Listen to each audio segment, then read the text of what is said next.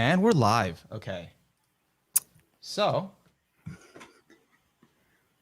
going to do that tweeting thing I said.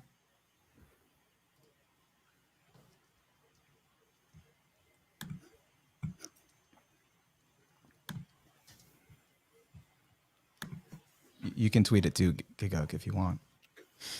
You have the ability to. No, it's okay. We don't need 500 people flooding in. We did already get compliments on your smooth skin, so. Oh, thank you very much. Yes, your skincare routine is working immaculate. wonders.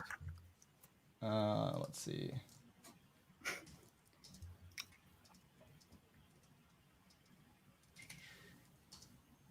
All right, I just did about all the tweeting I could do. Let's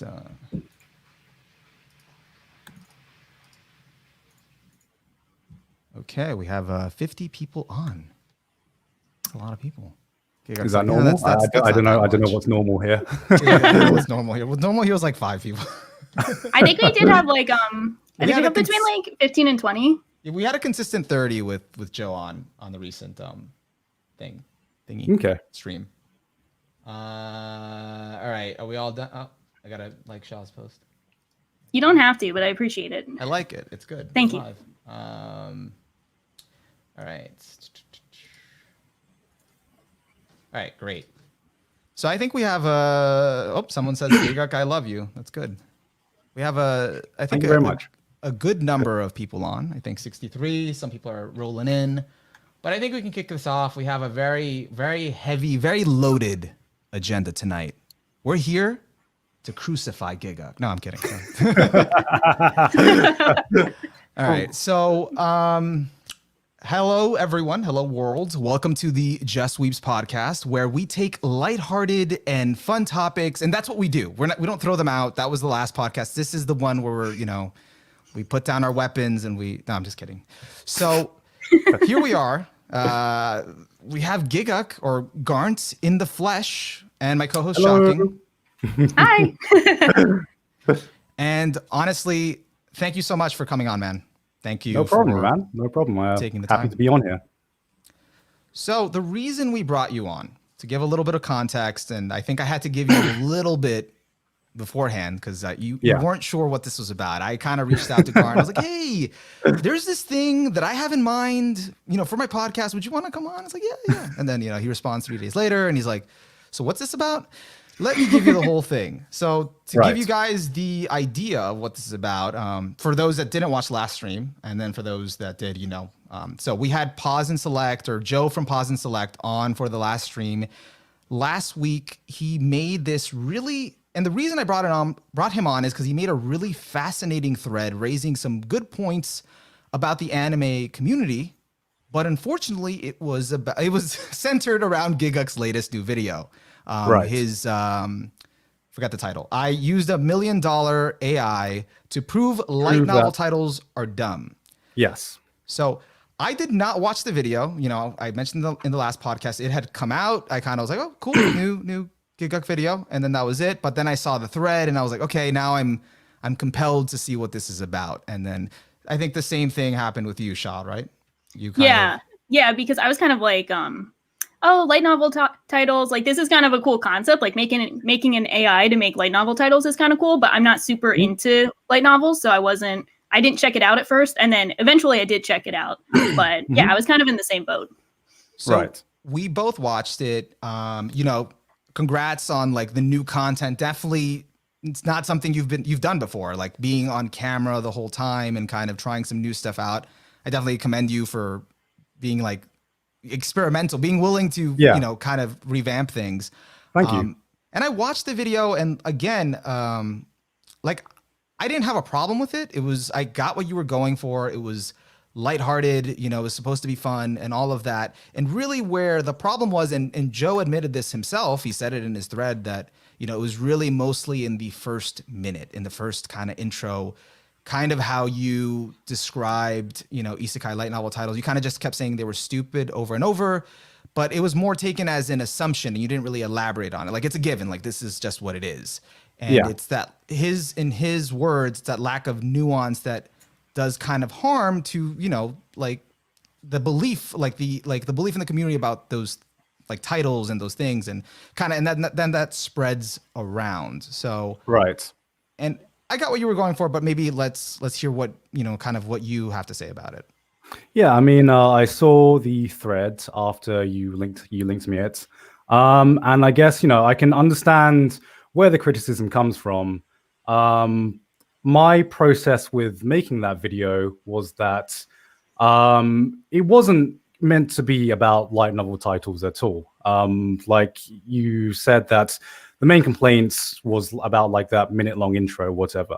And in my mind, that's a minute-long intro to a 28-minute video, right? Yeah. That minute-long intro, where I talked about, you know, I made jokes about light novel titles. I did, but that was actually just meant to really set the stage for this AI. This video was not meant to be about light novel titles. It was meant to be about, hey, look at this AI. Look at this AI make dumb light novel titles. You know, let's see if an AI could train itself to make titles that sound convincing. That was meant to be the core of the video. And I think a lot of my audience did see that as the core of the video. And that was definitely my intention. And to me, like, I didn't want to dwell on light novel titles for too long. And I saw that Joe, you know, he made the argument that, you know, if I'm going to make jokes about light novel titles, that I should, you know, be like, you know, light novel title, you know, there's a reason that light novel titles are like this. There's a reason why light novel titles are, you know, very long and are very, you know, clickbaity. And listening to him talk and definitely reading that thread, I understand more about it now. Like, I had an inkling of why light novel why titles were like that. And actually, the only reason I didn't look into it further was because I didn't really think it was relevant to this video. Because, like I said, the message of this video, like, I wasn't really trying to make a stance about light novel titles. It was literally just, I'm gonna make a bunch of jokes so people so it sets the stage for this AI. And that was basically all I was trying to do. I think where the message got muddled a bit, and I mentioned this to you in private earlier, was the titling of that video. And I, you know, that is actually some criticism I will accept, because the titling of that video kind of sets the wrong expectation, could set the wrong expectations going into that video. And, you know, there is a reason behind that, and that's because I was trying new content. And the problem with trying new content, and especially trying content about a topic that is hard to get audiences to click on, is that I didn't really know how to market this content. This was very experimental content for me. Yeah. So the title that you see now, that actually wasn't the original title. The original title was actually in the video. The original title of that video was, I think, I made an AI that made awful light novel titles. And that was the original title of the video. And that went up as the original title. And after it went up for a few hours, I woke up, I checked the analytics, and I saw that the video was performing very, very poorly. Like, it was, you know, any content creator on YouTube will understand the 1 out of 10 system of, you know, your every previous time videos. Woke up, it was a 10 out of 10. And, you know, it's not a great feeling, but as a content creator, you just gotta accept that some videos will perform worse than others. And since this was an experiment for me, my thought is 10 out of 10. It can't do any worse than it already is. So I'm going to try and see if I can play around with the title, because I still look at that video now and I'm proud of that video. I think it's good content. You know, some people may have an issue with it, but I think as a whole, it really did what I wanted it to do. It was just a very fun, lighthearted video that wasn't meant to be taken too seriously. And I thought that if people would click on it, then, you know, they would see what I was going for, and they would give the content a chance. And I feel like one of my biggest issues is that light novel titles as a topic is just very hard to market. I mean, you said yourself, Shah, that you saw the video up, but you didn't have an interest in light novels, and, you know, that's That's why you didn't watch it at first. And I feel like that's a big reason why I didn't perform. And especially the idea of making an AI that can make light novel titles as a thumbnail, that's also very hard to visualize and get people interested in it. So the title is a combination of just me playing around to see, what can I do to at least try to make people, give this video a chance. And what unfortunately happened is that, I upped the sensationalism for the title a bit. And it worked, the video did start performing better after that. And if that had been the original title in mind, if that was the original way I was going to frame the entire video, then I probably would have added a sentence and looked into it further to be like, okay, yeah, this is the reason why light novel titles are X, Y, and Z. And the only reason I didn't do that originally was because I didn't want to make assumptions. And, I didn't want to make an assumption because I thought that light novel titles were long because maybe they started from WebGen novels. That was just an idea of mine. It was just an assumption. And I didn't want to just make that statement based on an assumption. I just wanted to make jokes. And so if the title that was on the video now, if that was the original way I was going to frame the video, then I would have looked into it further. But unfortunately, it wasn't. And it was just me trying to play around to see what content would work and how to really frame this video and how to really, get this video to perform better. And that was basically it. I just want to give a quick disclaimer, here that we're not, I know it seems this way because, Gigguk's explaining himself. You're doing a great job. It's just, I hope it doesn't feel like we're putting, Garnt on the stand here. We're just having you, defend yourself and all that stuff. I'm just genuinely curious. And, Shaw, you can have your own take on it. For me, everything he's saying makes sense to me because I've been in that position where I've titled something a certain way. And then it's like, okay, this isn't getting views. This doesn't feel good, and it's like, how can I, because I didn't know how to originally market it. And then it's like, I got to change the title up to be something. And it's not completely correct, but something like that. And I get that. And I'm like, I even got into an argument with my, my whole fiance about his title because we were watching the video together and then it got to the title, the actual title of the video in it, it showed it. And she was like, well, that's a great title. Why didn't he use that? That could have worked. People would have watched and no, you don't get it. He had to do the other title because this is experimental content and he wasn't sure if it was going to do well. So he had to kind of get as many eyeballs on it as he could. So I'm like, I got it because by the end of the video, you didn't prove light novel titles were dumb. You actually had a good time. The AI gave you good titles that you were like, hey, this could actually work. But it was more of a, you just want to get as many people to experience the content. And and for a lot of people that are saying it's a joke, I get it's a joke. I think most of it was lighthearted and it did get across that. But I think the problem comes in the small things that we kind of, and I'm not singling you out, Garnt, even though it seems like it is about your video, but the conversation that we have with Joe is it's the small things that we don't address or acknowledge, even with just 2 lines or something, that have this ripple effect and propagate this idea that, this thing is just stupid because it's stupid and no one really tries to, understand more about it. And that's kind of it. They just leave it at that. And I guess to go on to that, I hearing about this now, I've definitely got this in my mind now.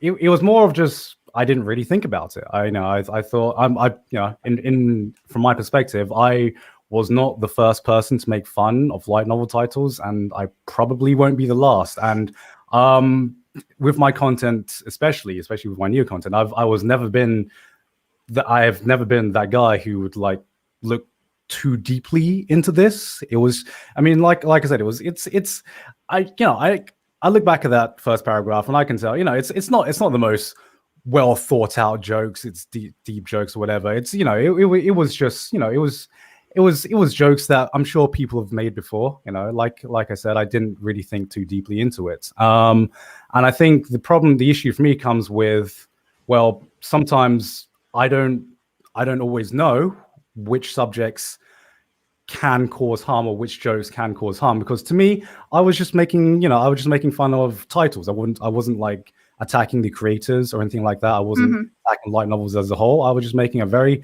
surface level observation of just, there are a lot of light novel titles that are just, very convoluted. And it's just a trend that I've seen where they've just gotten, you can have a problem with my wording. I think there are some light novel titles that are out there that do sound a little bit stupid, right? And this isn't an attack on the creator, guys. He's not apologizing. He's not apologizing.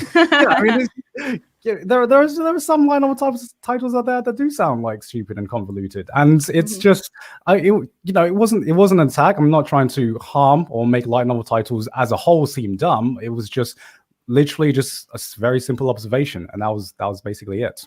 Two things. Sorry, Shaw, you go first. No.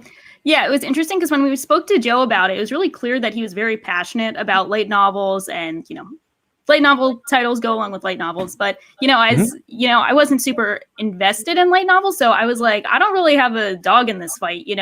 Is it the issue was like joking? Was the issue for him like joking about them, or was it just the word stupid? Because I think when we probed him further, it seemed like his issue is kind of just calling them stupid and not necessarily calling them like, elaborate, silly, or, kind of ridiculous. I feel like those are all super fitting. And, even if you're really into light novels, you can probably agree, a very long title like I Can't Believe My Little Sister Is This Cute is like a very ridiculous title. And it does stay in your mind rent free, but like it's really silly. So I think his angle was like, jokes are fun, all fun and games, and like it's totally fair game. But I think his angle was almost just like a few word choices made it felt like it was kind of, disrespectful to them, even though I can understand from like your point of view too. Like you're not calling out individual creators and being like, this guy is dumb because he named his light novel this. So I think there's like an interesting middle ground of like a word choice here and there, like the meaning behind a joke, like, right. Where's the fine line between I'm just making a joke that everyone has made? Because you're right. I mean, we've all made fun of light novel titles at some point, probably without thinking about the people behind them or the industry. We've all been there. Yeah. But like, I get where he's coming from because it's like he's really invested and he doesn't want people to just think like light novels became stupid just for the sake of it, Yeah. And I guess I understand. I completely understand where the argument comes from, especially when it comes to word choices. It was I mean, I'm not sure if I'm just repeating myself here because like I didn't really think for like 2 seconds. Just sure. I just want to add because just in case, because I think it's also that because I know it seems like we're just kind of going over back and forth the word choice with the word choice with the word choice, but I think it's like it's not just a purely isolated incident. I think what maybe, and I'm, this is a little bit of an assumption, but could have set Joe off, and it was a little bit in his thread, wasn't the fact that you did this once. It was that this is like a buildup of other, incidents, maybe where you've worded something a certain way and haven't taken the care to research it, maybe because he takes the time to, I'm not accusing you of not researching. I'm sure you've done research for certain videos and all that stuff when it's been relevant, but like, there's been maybe some stuff where you've done off the cuff and you didn't take the time to kind of elaborate more on it. And maybe those times have built up and now it's become, like a thing. Like I've seen that like with trash taste episodes, which I know are off the cuff. And you've told me this, where you're just kind of just talking, shooting the shit and just, stuff kind of comes out the way it does. But then there have been some people that have taken issue on AniTwitter with certain episodes that, you guys worded something poorly or you didn't represent it as well as you could have, and to you could have just been having fun, but I think all of those built up because part of the problem is, I think it's that I know you're not necessarily trying to hurt people or trash on creators. Like you don't feel that way unless you're like an evil mastermind, and I don't know, like from what I know of you, I don't think that, but you could be tricking. You could be playing me 5D chess, I believe. He did win at chess, so he would be the guy. Bad example. I think no, we'll forget about that. We'll forget about that. If you're playing me, I forgive you. But anyways, so what I think is that that again is kind of built up over time. And again, you're having fun, but the problem is, and what was mentioned with what Joe is talking about, is your platform, the size of your platform, that you, whether you want to or not, whether you choose to acknowledge it or not, you are seen as like a leader or a top head honcho in the community.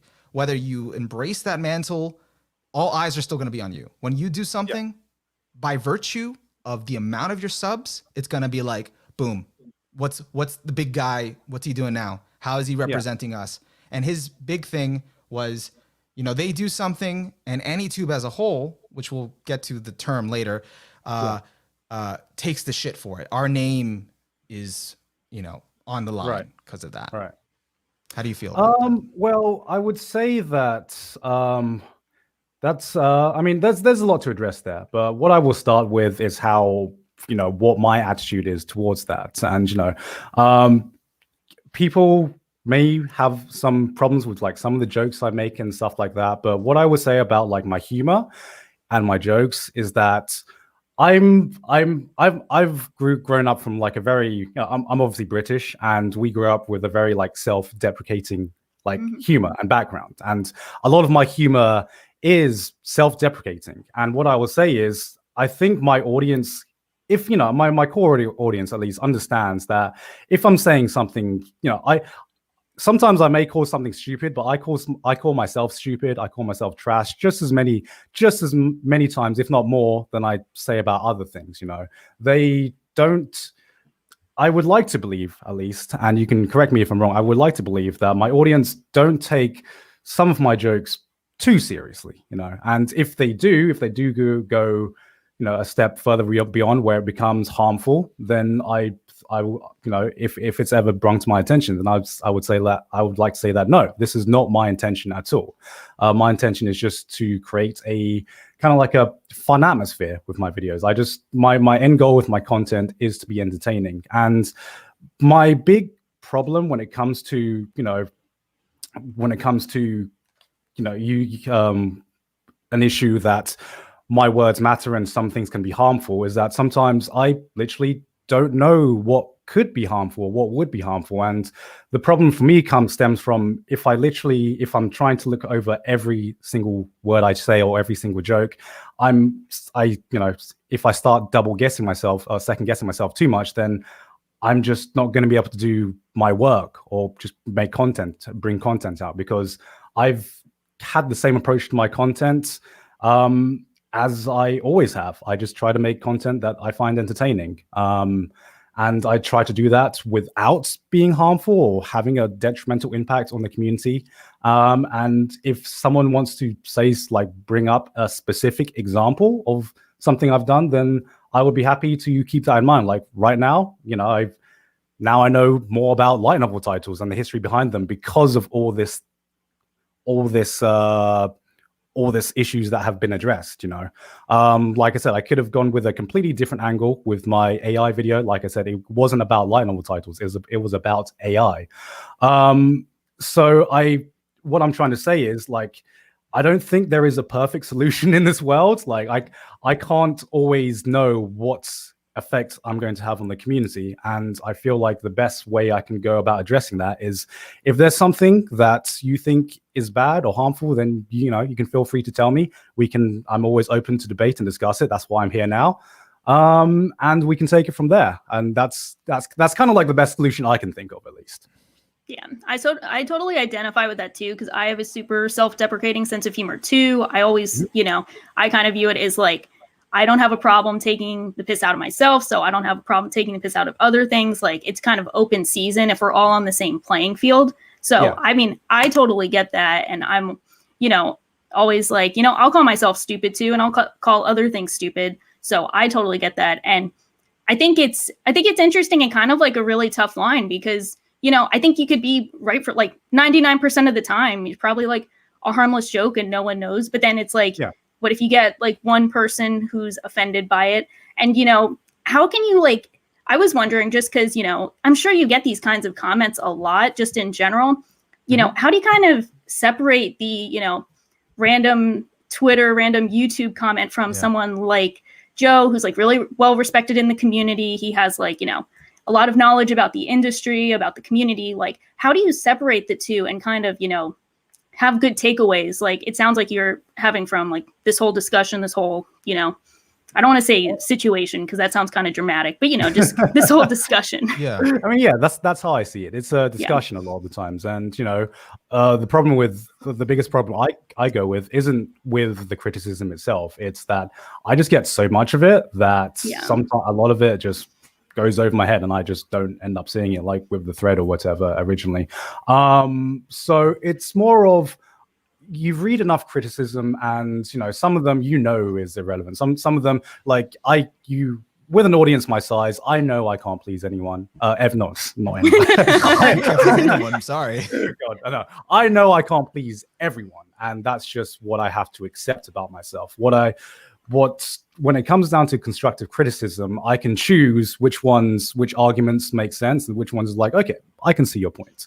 And which ones are just like, okay, you know, this wasn't the point I was going for. I think you just completely misconstrued my content or the message I was trying to say, and maybe you don't understand me as a person. So, you know, I understand where you're coming from, but I will choose to respectfully disagree. And it comes down to how I would basically treat any criticism, no matter how big my size. Like I said, the biggest problem right now is when you're a small creator, you can go through every constructive criticism you get. You can go through every comment and you can read them and you can be like, okay, this guy's making sense. You know, I can improve my content by X, Y, Z.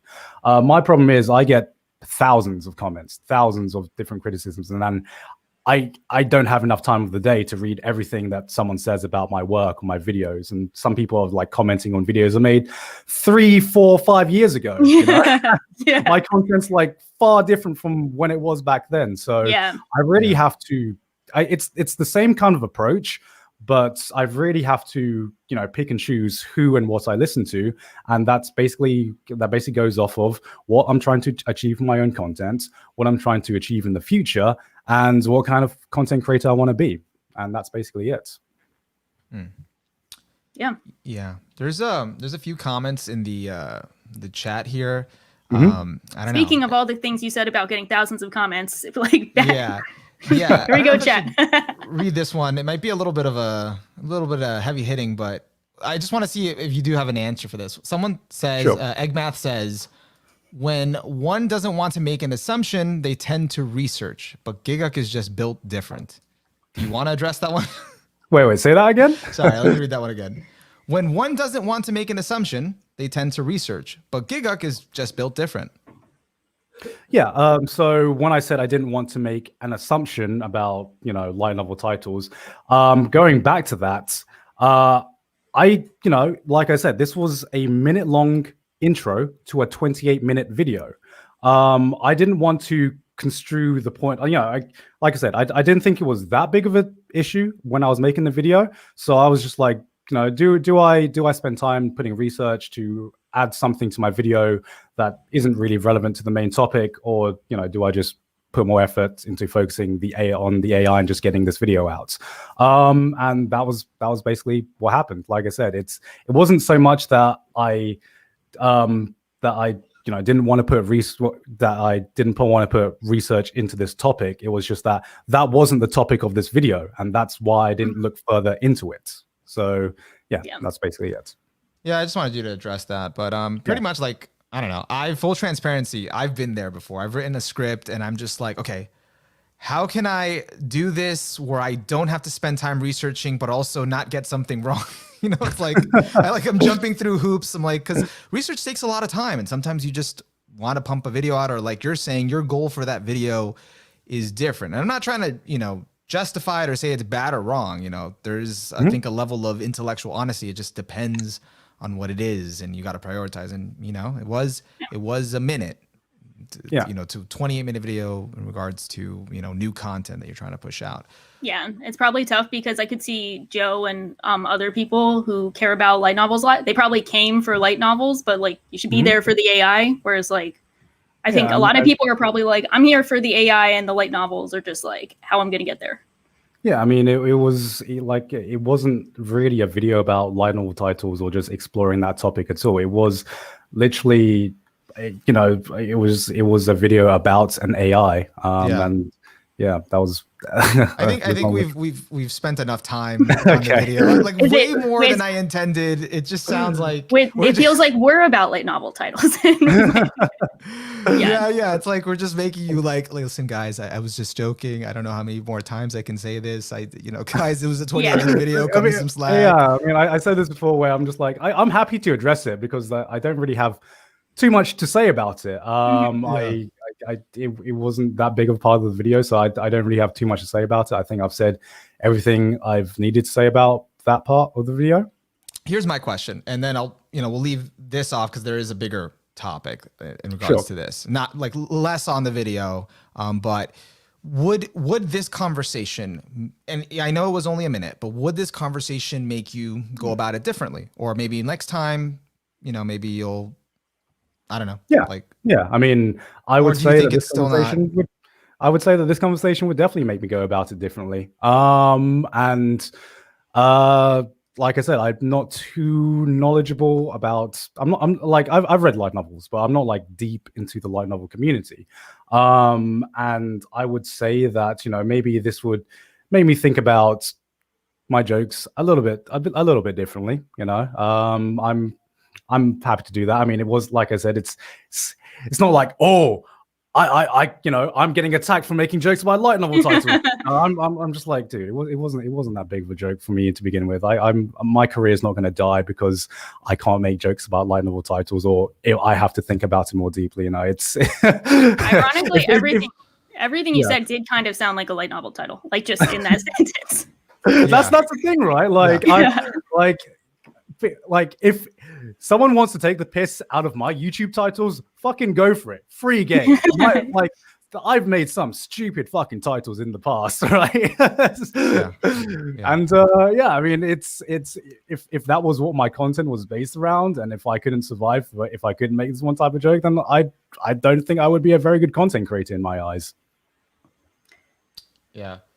So in terms of, what I was going to bring this to, I think where we should head to, away from the AI video, but the bigger problem is, and what we touched on with Joe, and just in general, because it's one of the things that interested me, and I've had this thought for a while, is the anime is trash and so am I mentality. We're calling it that, but that's right. Where I think, and I'm not saying it started with you, the saying, the phrase, you definitely coined the phrase.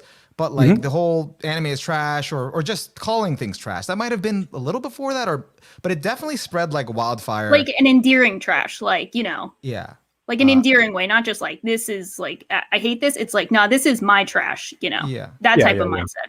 But it definitely spread like wildfire in the community after that video, and so like one of the things with that is like the negative effects, like with kind of like how it cultivates like an elitist versus trash mentality, or really where I have a problem with it, the whole people have gotten used to calling things trash, referring to it as trash. It was supposed to be an empowering thing, but now where I have a problem is where it dismisses, it shuts down conversation. Like, you're trying to talk about this anime. Maybe it wasn't perfect. Maybe there was something about it, but some people will be like, oh, it was just trash. And that was it. No deeper thought. No, hey, I like these 1-2 things out of it. No, it was just trash.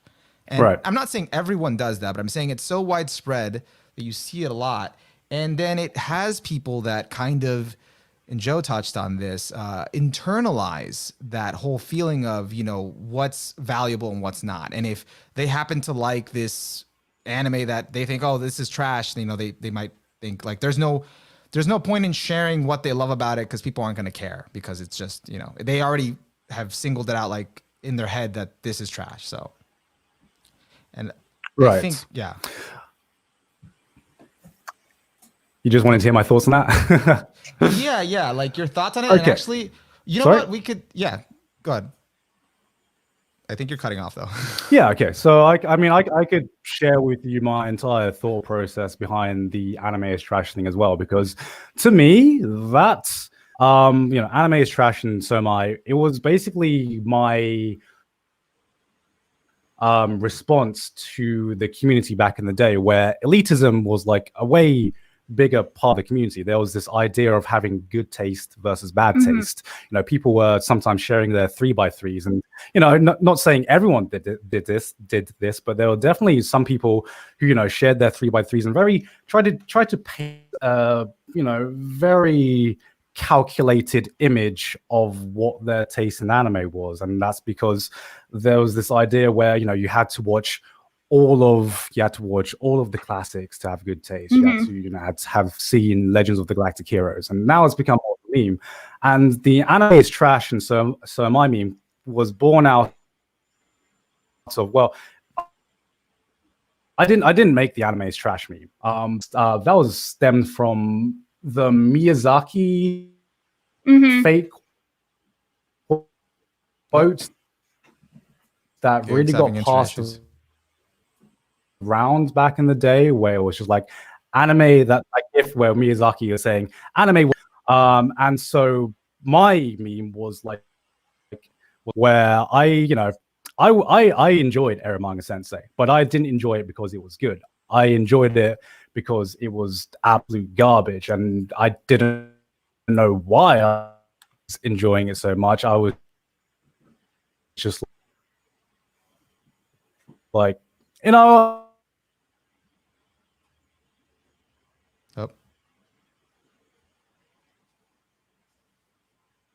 I think. Hello. Rip. Gigguk, Oh yeah, Gigguk I think you has cut faded. out.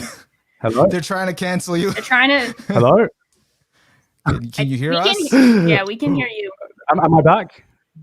I think. Oh Yeah, my I think God. you're Okay. back. I think the anime gods don't want you to dispel your You- secrets. They want you to keep the brand on point. The elitists They're heard just like, you. don't do it, Gigguk. No.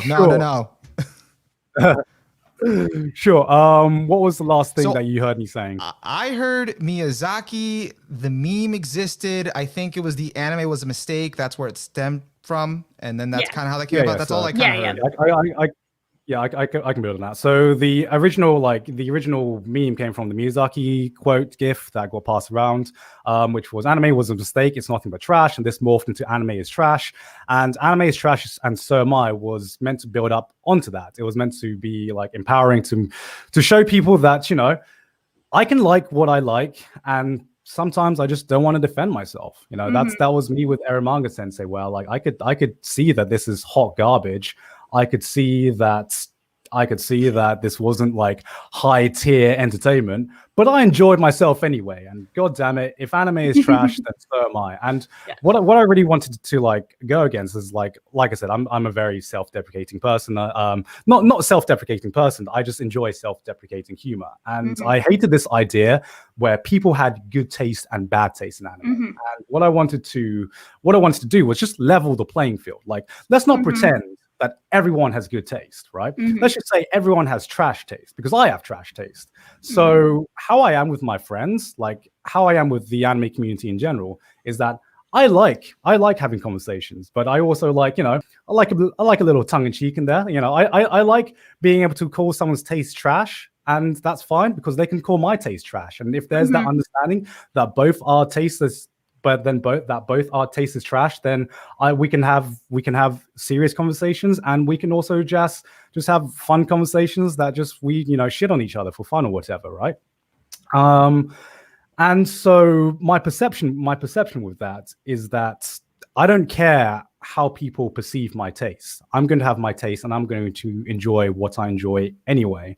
And you know, there might be some shows that I don't think are the best, but I'm not going to take issue with that. I'm going to be, you know, I'm going to be firm in my taste, and I'm going to enjoy it. And I feel like, what was the original question regarding anime is trash? So, and so am I?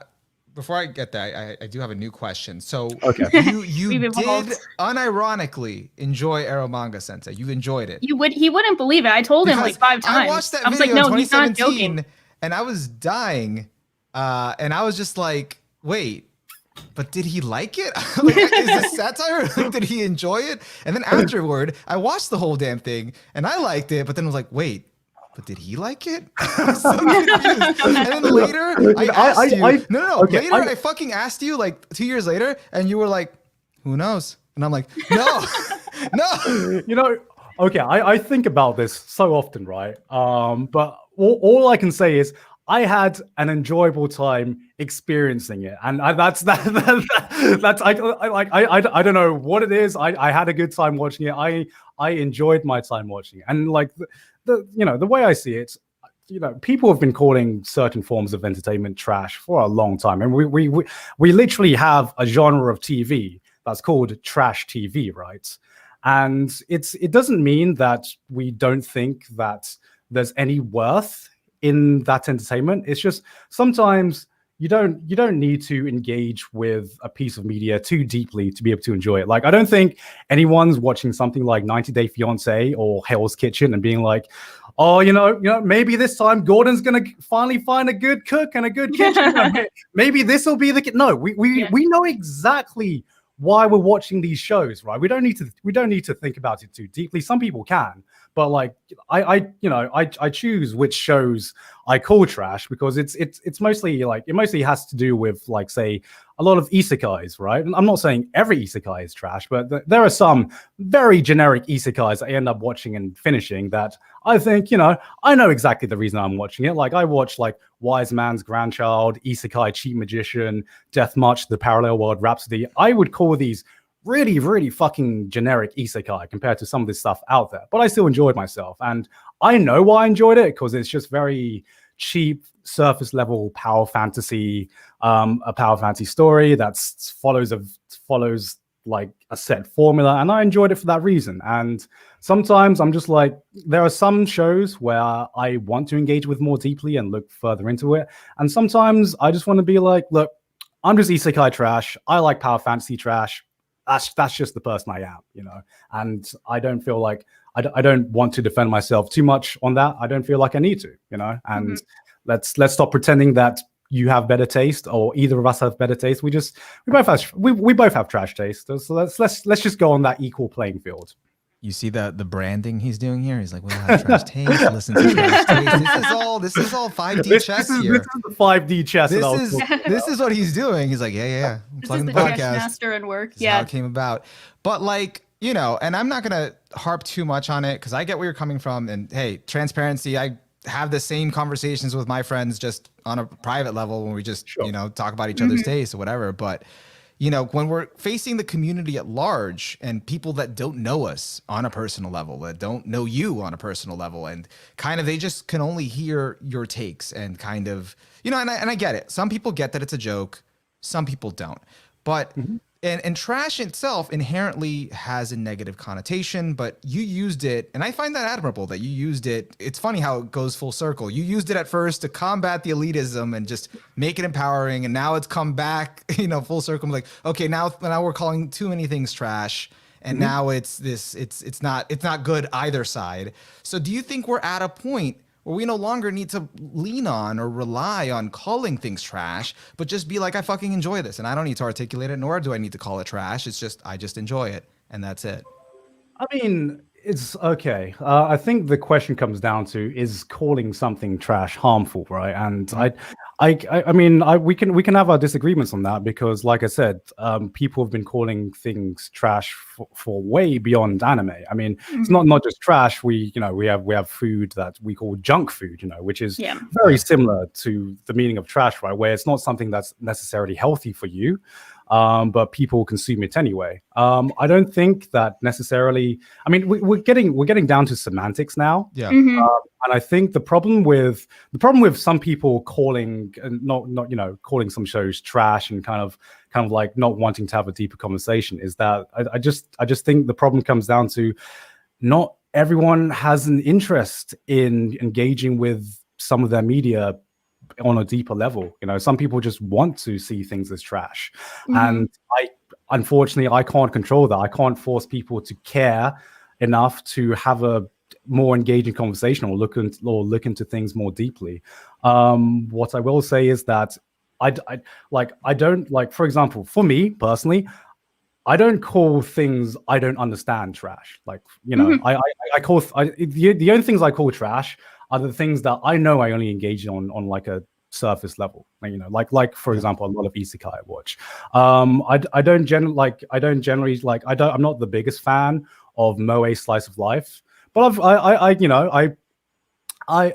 when I describe it nowadays, I just say it's not really my thing. I just don't really like it. It's just not really my thing. I understand why other people like it. It's just not my it's just not really my thing. And I would say that with media that I do engage more deeply with, like I'm not calling something like A Place Further Than the Universe trash either. I made a very serious video about how that really impacted me and really hit a deep chord with me. Same with something like Your Name or something like that. I'm not calling those things trash. The only way I use that term is exactly the same term or exactly the same way as people used to describe trash TV, right? Yeah, and these kinds of TV shows does exist, and I don't want to pretend that every anime I don't want to pretend that every anime is like the peak of entertainment or has like has like a deeper meaning to it. Sometimes there are some shows which people should just engage on a surface level, and that's completely fine. And if you want to look more deeply into that, that's completely fine as well. But you can't also expect everyone else to want to engage on that piece of media on the same level that you do. And I think part of finding a friendship and part of finding people you're comfortable with is being able to find people that do want to have that conversation with you, and that's part of the beauty of finding friends in the community. Yeah, for sure. I think it's interesting because when we spoke to Joe about it too, I think it's clear that like you both have like very valid, understandable perspectives. And I kind of brought it up to Joe. I was like, you take this very seriously, and it's great to like have a lot of respect for these things. But like there are a lot of people who like just kind of watch things for fun and they don't want to look too deep into it. And he's like, yeah, I have that with things too. I totally get it and respect it. But I think I was wondering, is there kind of like a middle ground of, kind of coming to an understanding that like sometimes people want like a bit more care and attention and kind of, as they would see, like respect and care for the medium, no matter how much value they have per se. Whereas on the other side, it's kind of like not everyone is going to look into things as deeply as you are. Or they're not going to have the same type of like care and attention. Sometimes they do kind of want to just sit back and watch a show or video, and they just want to, as you said, like they just kind of want to say, I had fun. I don't see a lot of, this isn't Shakespeare, but it's fun, and that's good enough for me. I mean, I think it works both ways, right? I think it's just comes down to a mutual respect. You got to respect if someone doesn't seem like you got to respect if someone doesn't seem like they want to engage with something more deeply. But at the same time, if there's someone that you're comfortable with, and you say a show you like, and the other person's just like, yeah, I just kind of find it trash. Well, then I think you're well within your rights to be like, well, here's what I thought about it, and here's my perspective on it. And I feel like it should be common courtesy to them to at least listen to what you're saying. Yeah. I just think we're talking like about a very broad audience here, and we're talking about YouTube content. And I think I can't think of a good solution where we can get, imagine everyone on the internet being respectful. Like, imagine that world.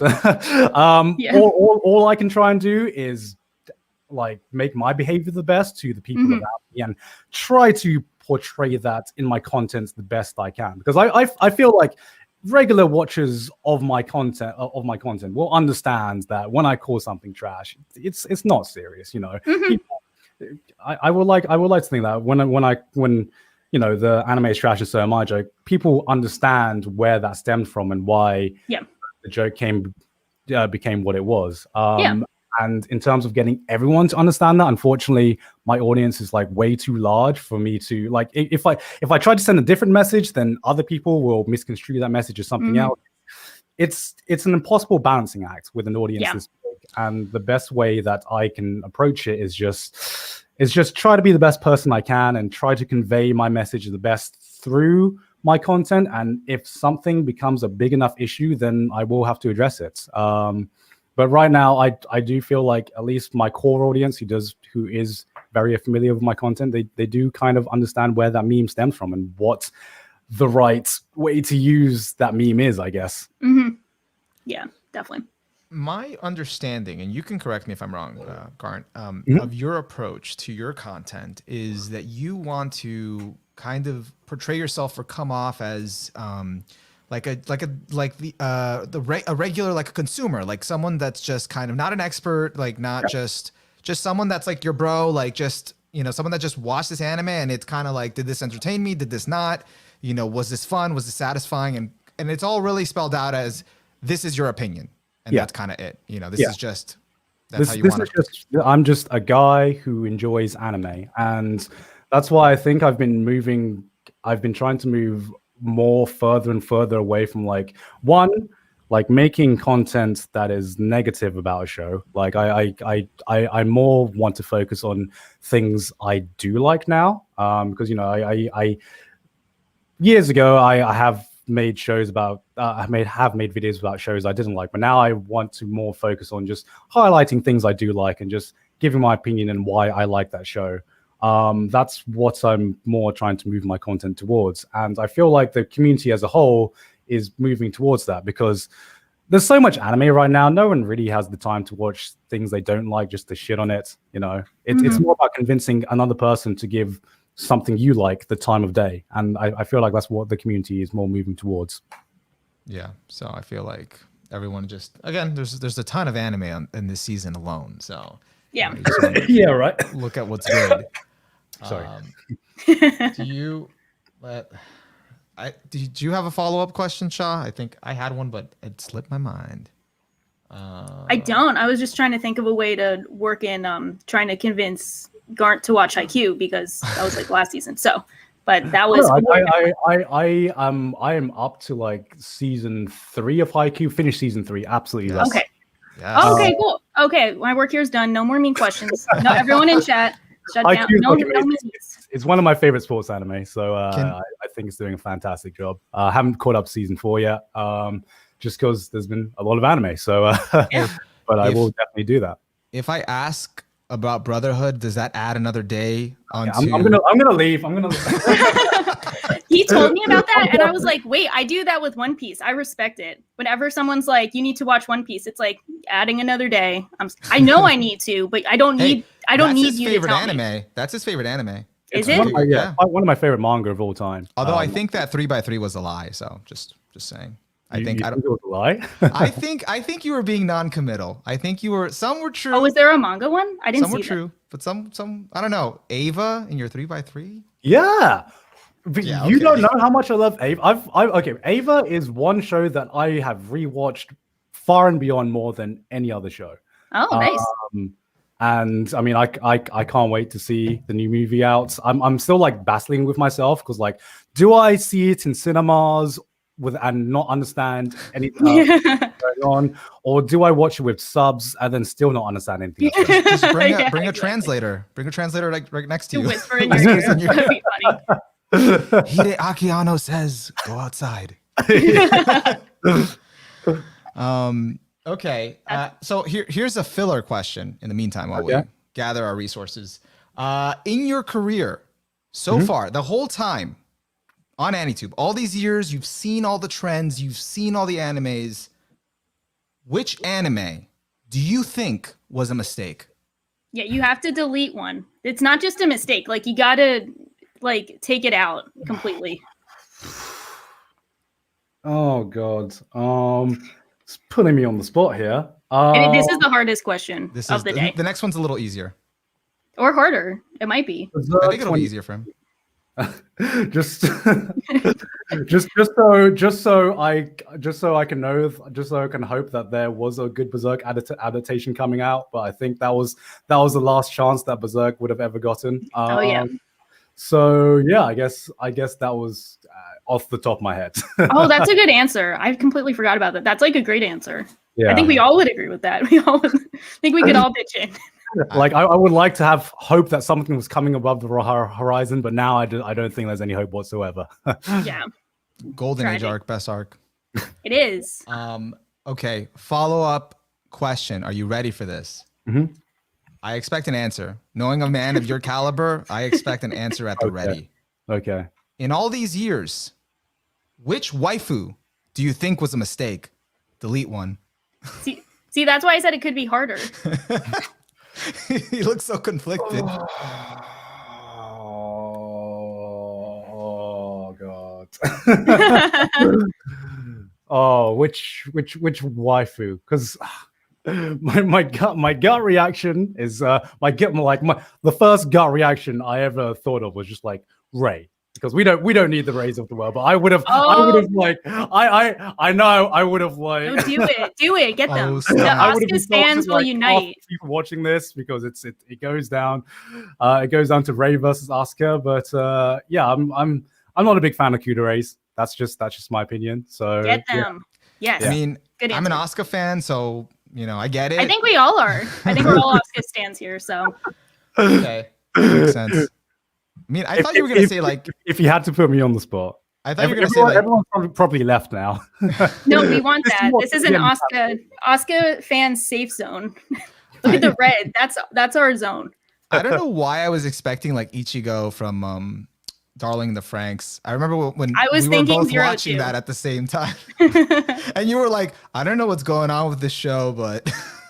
I mean, Ichigo existed so that 02 could. She existed so 02 could look better. Basically, she was there to make 02 look better. Let's be honest. Yeah, pretty much. Yeah. All right. Okay. Now back to the hardball questions. You ready for this? Sounds like Who Wants to Be a Millionaire? That was the hardest question you've given me off this entire podcast so far. I don't know what you're talking about. Everything that else wasn't the hardball question, man. I'm fucked. cakewalk after this. So you told us the Arrow Manga Sensei origin. We talked about the anime is trash mentality. I think there's a little more to that, but I think we've kind of gone over it. Was there anything else you wanted me to address in terms of that?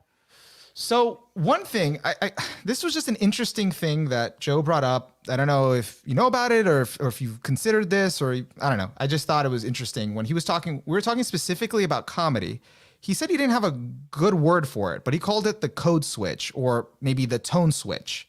So what you don't do in your videos, at least I don't know for all of them, maybe you have done it in some of them, is I said in that stream that this could be because you already know the audience that you're playing to. You already know that they know your jokes, they know where you're coming from, so you kind of don't really need to. But usually what's done, especially when you're dealing with a new audience too, is you make all your jokes, and some could be like offensive or maybe a little bit kind of misleading or something like that in terms of not being informative.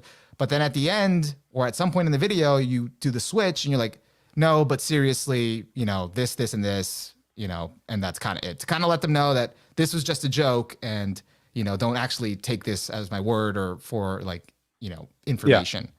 Yeah. Well, it comes down to which, for me at least, it would come down to which ones would I need to do a code switch for, because I make a lot of jokes in my videos, and my videos don't always try to make the same points. Like for example, now if I had to make the code switch every time I called something trash, then half my video would be like, this show's trash, but not really. But I'm gonna I would literally have to do that almost every video, and it comes down to which ones because we're speaking on a broad term, right? So it comes down to which ones would you feel need to have a code switch on it, and that would be my question to that, I guess.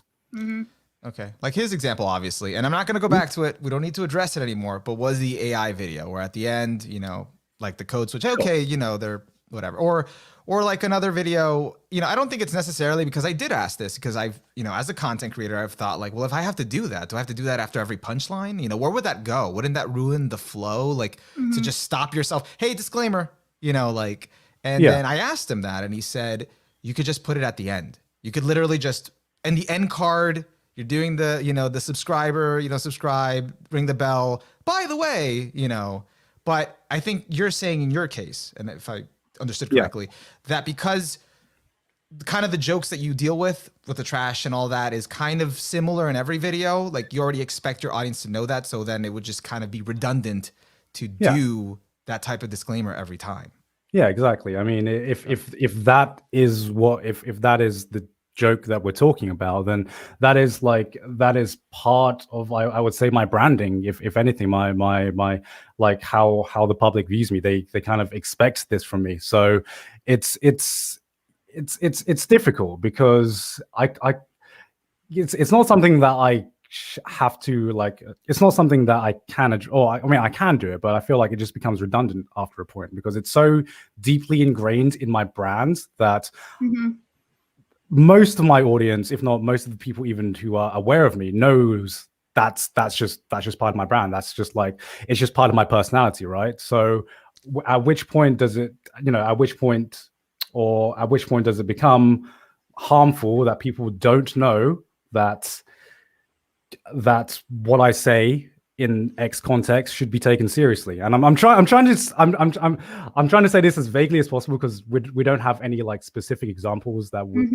have been brought up. I mean, we talked about the light novel titles already. I mean, I liked how you long time ago how you handled the whole Goblin Slayer controversy with your Goblin Slayer satiric video. You were like, it's the worst anime ever, or I don't know, something along those lines. But that wasn't a one where you would need a disclaimer. That was kind of just, it is what it is, sort of. Yeah, thing. I mean, I believe I did do the code switch on that, didn't I? Or at least I can't. It's you know where you did one actually? I think the My Hero Academia video where you said you had like some inflammatory title. Oh yeah. The one where I talk about fights, but I'm just like, but yeah. You like started like to try to piss everyone off, and then you were like, wait, no, hold on, and then you kind of got people to stay. Yeah. I mean, I would say, in something like that, when I obviously that title is very clickbaity and something, I would put a code switch on it. When it's something that it's not expected of my brand, or when I'm when it's something that I haven't addressed before, normally I do, I try to do my best to be like, okay, here's what you should take seriously and here's what you shouldn't take seriously, just so I can introduce my audience to that idea. And there are some where I'm just like, well, I've made similar jokes for my past 5 videos, so I'm pretty sure that they know what kind of angle I'm going for here. Yeah, it's part of the lore. So yeah. I hate to do this transition, but it came into my head. Go on. Would you say that this is representative of a difference between a smaller AniTuber and a bigger AniTuber? We had to get to this part of the conversation. This is coming.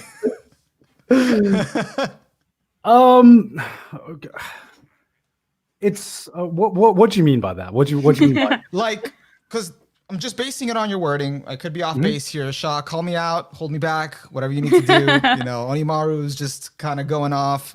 We can get into that, but I'm curious what you mean by the context of what we were talking about. Because based on what you're saying, you expect people to know your brand already, to know what you're about, to know your jokes, to know, as Shaw said, the lore. But lore like that mostly only comes when you're established, when you have a bigger fan base, when you have a big audience that can point to the other person that comes in. It's like, hey, why is he doing the trash thing? Oh, no, that's what he does. You have like people that can point them in the direction, have them speak on your behalf to what is that brand, as opposed to a smaller AniTuber. And I did bring this up in the last stream, which was because I think I don't remember the exact thing we said, but pretty much a smaller AniTuber is still having to prove themselves with every video. So it's basically, if they get one thing wrong, people will remember and then will question them on every video, as opposed to a bigger AniTuber being a little more, or bigger tech tuber, bigger content creator being more insulated because, okay, they got this one,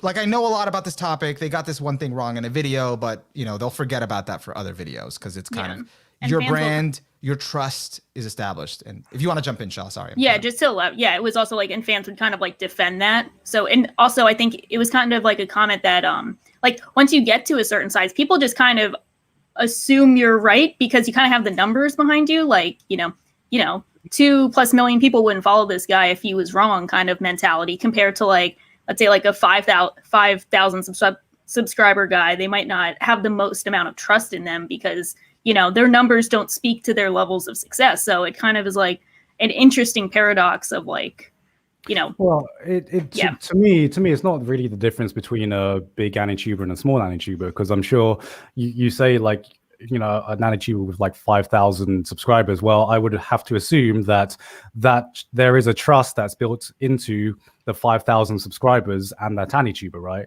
I think the big difference is that the small AniTuber has a much larger potential of a new audience coming to see their content. Whereas for me, that growth potential is a lot less than, say, for a small AniTuber. Because I'd say the trust that I have between me and my audience is absolutely no difference than the trust that you have between your audience. It's just the only big difference is that I have a much bigger audience. If that much bigger audience and less kind of the growth isn't as drastic, like you're saying. Well, here's my question then. Do you feel like you have to prove, like, if you get one thing wrong in your video, for example, do you feel like that trust is immediately broken with your audience?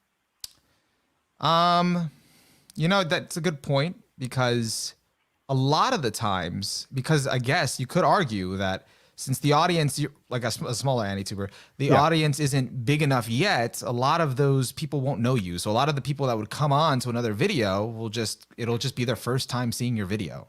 Yeah. So. And I feel like this trust thing also comes down to how you brand yourself with what kind of content you make. Because I never have branded myself as the serious guy to really listen to. That's just how I've branded myself from the beginning, and my audience knows that, right? And my audience knows that I can have my opinion, but at the end of the day, they shouldn't take it too seriously. Some people are way more casual, and some people don't have much exposure to the anime community and may listen to my words.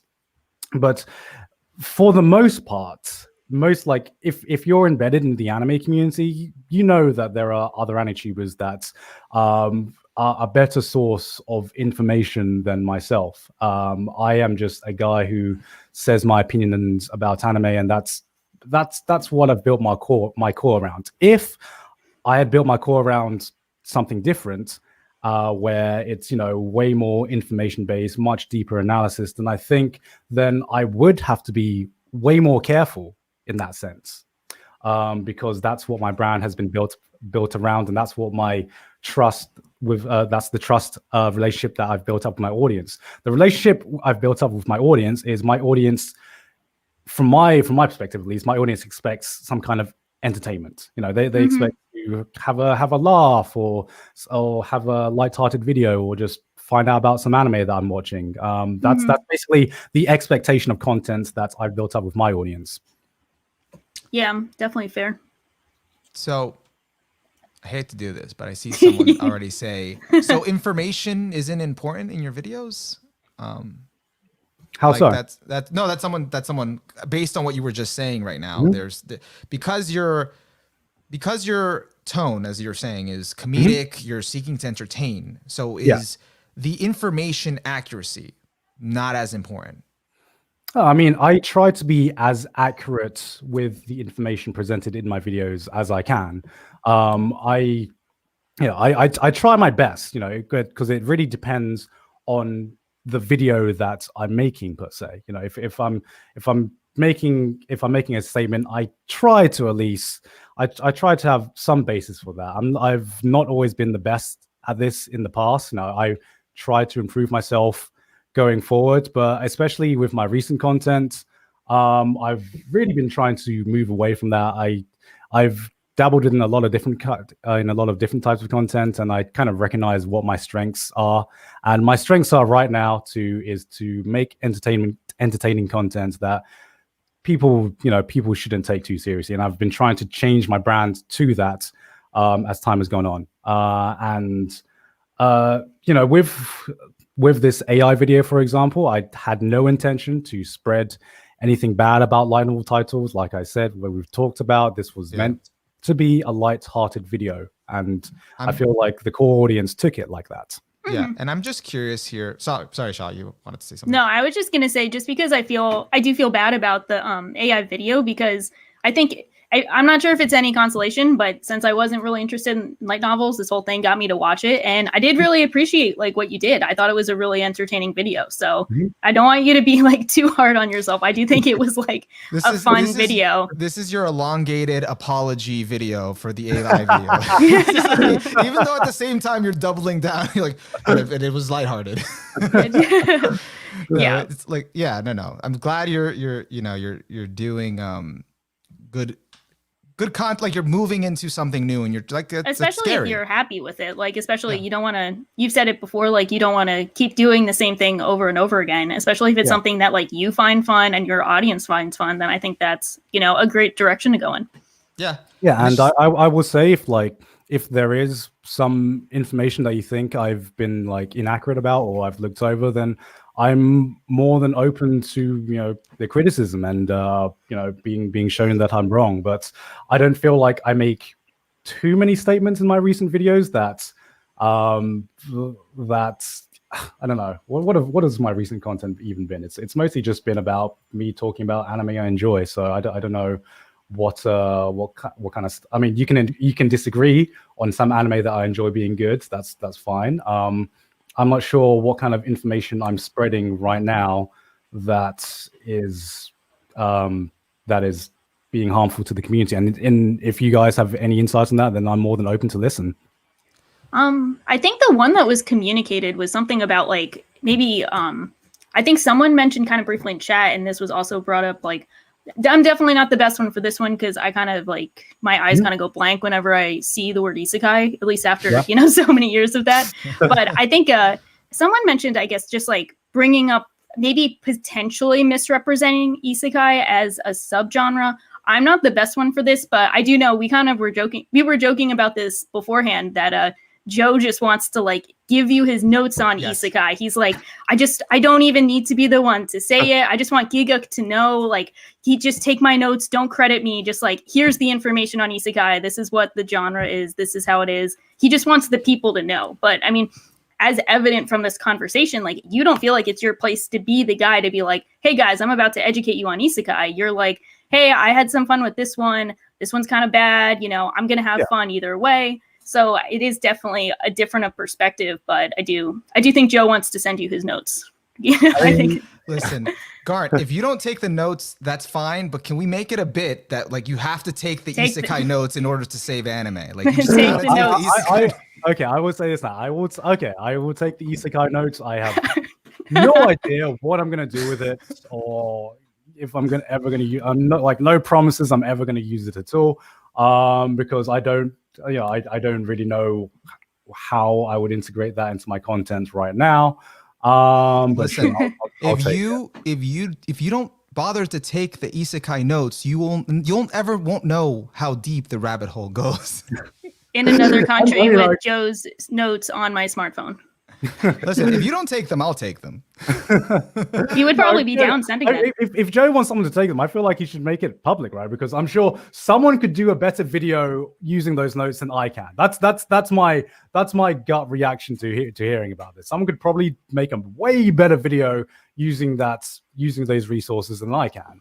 That is my gut reaction when hearing this. Yeah.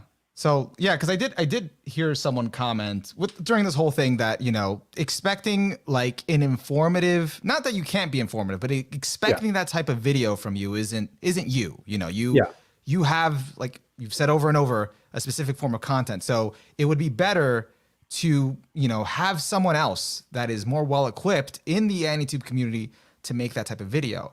But the problem is, and I want to hear your thoughts on this. We talked about this briefly beforehand, but I think you were going to elaborate more on it, is that there is no one kind of like that has your your fan base's size that could spread that information that, you know, with that if that was their style, you know, informative kind of.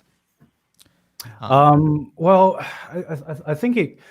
I think no matter, here's the problem, right? No matter how big my platform is, even for me, for my reach throughout the entire anime community as a whole, it's still just a fraction, and I can only have a fraction of the effects of the anime community as a whole. So the example that comes to mind is the whole animation budget meme that's, you know, that got spread around. That's been spread around for years, right? Yeah. And I feel like, you know, we've all, like, a lot of AniTubers have made a joke about this in the past, but we've gotten to the point now where I think AniTube as a whole, and a lot of, especially like big content creators, we understand that it's a meme, and we understand that budget doesn't necessarily have anything to do with the animation quality. And we don't make jokes about that anymore. And even recently on Trash Taste, I asked Kenato, the real life animator, what he thinks about the budget meme that got spread around. So I try to address that as best as I can, but at the same time, there are just with what we see with the Attack on Titan situation that's happening, there are people that just don't watch YouTube videos, that just don't engage with anime that deeply. That meme is like beyond the AniTube sphere.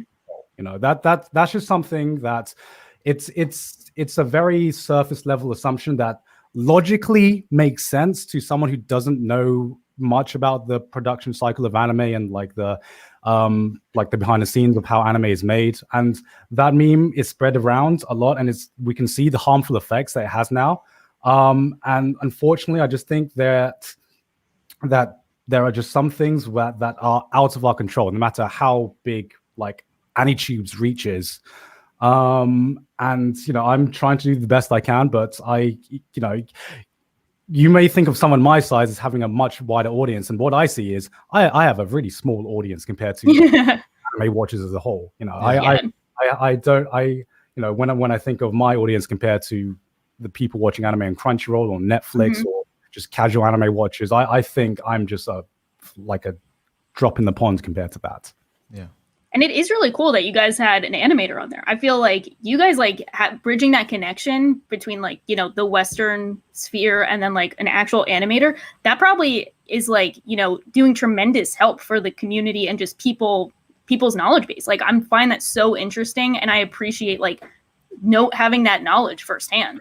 Yeah, I mean, I want to change it. Like I am trying to use my platform for the better, but the way I view it, I don't think I'm the person who is the most well equipped to be spreading information, which is why my approach to that is, I have a platform and I'm going to try and at least highlight the actual people in the industry to spread that information using my platform rather than me being that person to spread that information. Because I like I said, I don't think I'm the best person for that. I don't think I'm the most skilled person in analytical content and stuff like that, but I will try to use my platform the best I can to let other people do it on my behalf. I mean, I think right now with Trash Taste, but also like some of Joey's new content, some of the content, the way you're heading with your content, I feel like you're in a very unique position, being in Japan, being so close to it, and having those resources and hopefully I've seen again some of the videos that have come out, and I think it's a good opportunity to be educational and informative to Western fans, however small, just to kind of get an insight on like how it actually works and to dispel like misinformation. Yeah. So, I mean, we're trying to do our best right now. But the problem with us being as content creators is that we always have to balance that with making content that people are going to want to watch. So we would love to make content dispelling so much of the misinformation and stuff like that that's being spread around. But we also know that we have to figure out how to frame it in a way that people will watch the video in the first place, and that's always the big difficulty in being a content creator. Yeah. You guys did really, because it's not always as simple as here's everything wrong that that's being spread around in the community. It's not always as simple as making a video about this one topic, because the harsh truth is not everyone will maybe care, or not everyone is interested in that topic, and the real hard part is getting people interested enough that they will at least click on the video to give what you say a chance. Yeah, no, and I totally, completely relate to that. Even when you guys were, trash talking us smaller AniTubers on the Trash Taste podcast that one time, Oh, by the way, guys, everything before this was the prologue. Now, this is what I've been waiting for. It's the time of reckoning. So, no, but in all seriousness, everything that you see the code switch there, everything that you said on that podcast, I really related. Like I've thought about it a lot. Like it's just the reality. It's hard. You know, you could make the most amazing video with the most amazing editing, but if you don't got that title and thumbnail on point or give an incentive to people to want to click at it, click on it. That's just the reality. Yeah. You know, and it's balancing, you know, how do I serve the community better? But I can't serve the community better with educational, informative videos if I don't get them already hooked on the videos that they actually want to watch and kind of subliminally inform them, you know? Yeah. And I think another point I want to bring up is that not everyone wants to make informative content. Like not every one of my videos I want to have the audience learn something new. Sometimes I just want to, you know, make something that is just a fun video. You know, it comes down to comes down to should someone have the responsibility of doing that? And you know, that's another debate, I guess. yeah, and I'm not really interested in you know, policing people and telling them what to do because it just doesn't work. You know, it doesn't really get people anywhere. Did I make the Ava joke already? Did I do that already? No. You did make the go outside one? No. It's just it hasn't worked for Hideaki Anno. It's been like, you know, 4 movies, 6 movies, same message, go outside. No one listens. No one listens. No one goes outside. I love Ava, but no one listens. Yeah. So what about the whole, okay, how do you feel about people, I mean, I guess we kind of already, I don't know, how do you feel about people lumping all of AniTube usually together? Like it's usually, AniTube is treated as this one entity, but do you agree that it's so vastly kind of different in terms of content and goals and approaches that? Well, let me ask you, how do you define AniTube? Don't do this to me. Don't. I'm asking the question. So if you're asking, do you like what? How do I feel about people lumping in AniTube as a whole? How do you define AniTube? I feel like AniTube is people that make anime related or anime adjacent content. You know, whether vastly different or, you know, completely similar. Right. Because right now, the way I view it is that the term AniTube, right? So there are plenty of people who make anime content on YouTube, but I feel like the term AniTube in particular was created by this community, which, you know, with this community that focuses more on like talking about a certain show, like an analytical, you know, analyzing and making editorial content about anime and its culture, which is why for the longest time, people like Connor just wasn't seen as part of the anime community. You know, chapter reviewers were seen as someone like some people on the fringe, you know, people who technically make anime content, but you know, wasn't always seen as people on like the AniTube tier lists and everything like that. Right. And right now, I feel like people who lump all of AniTube together in one conglomerate, I feel like that more boils down to people who lump analytical and informative and people talking about anime shows in one sphere.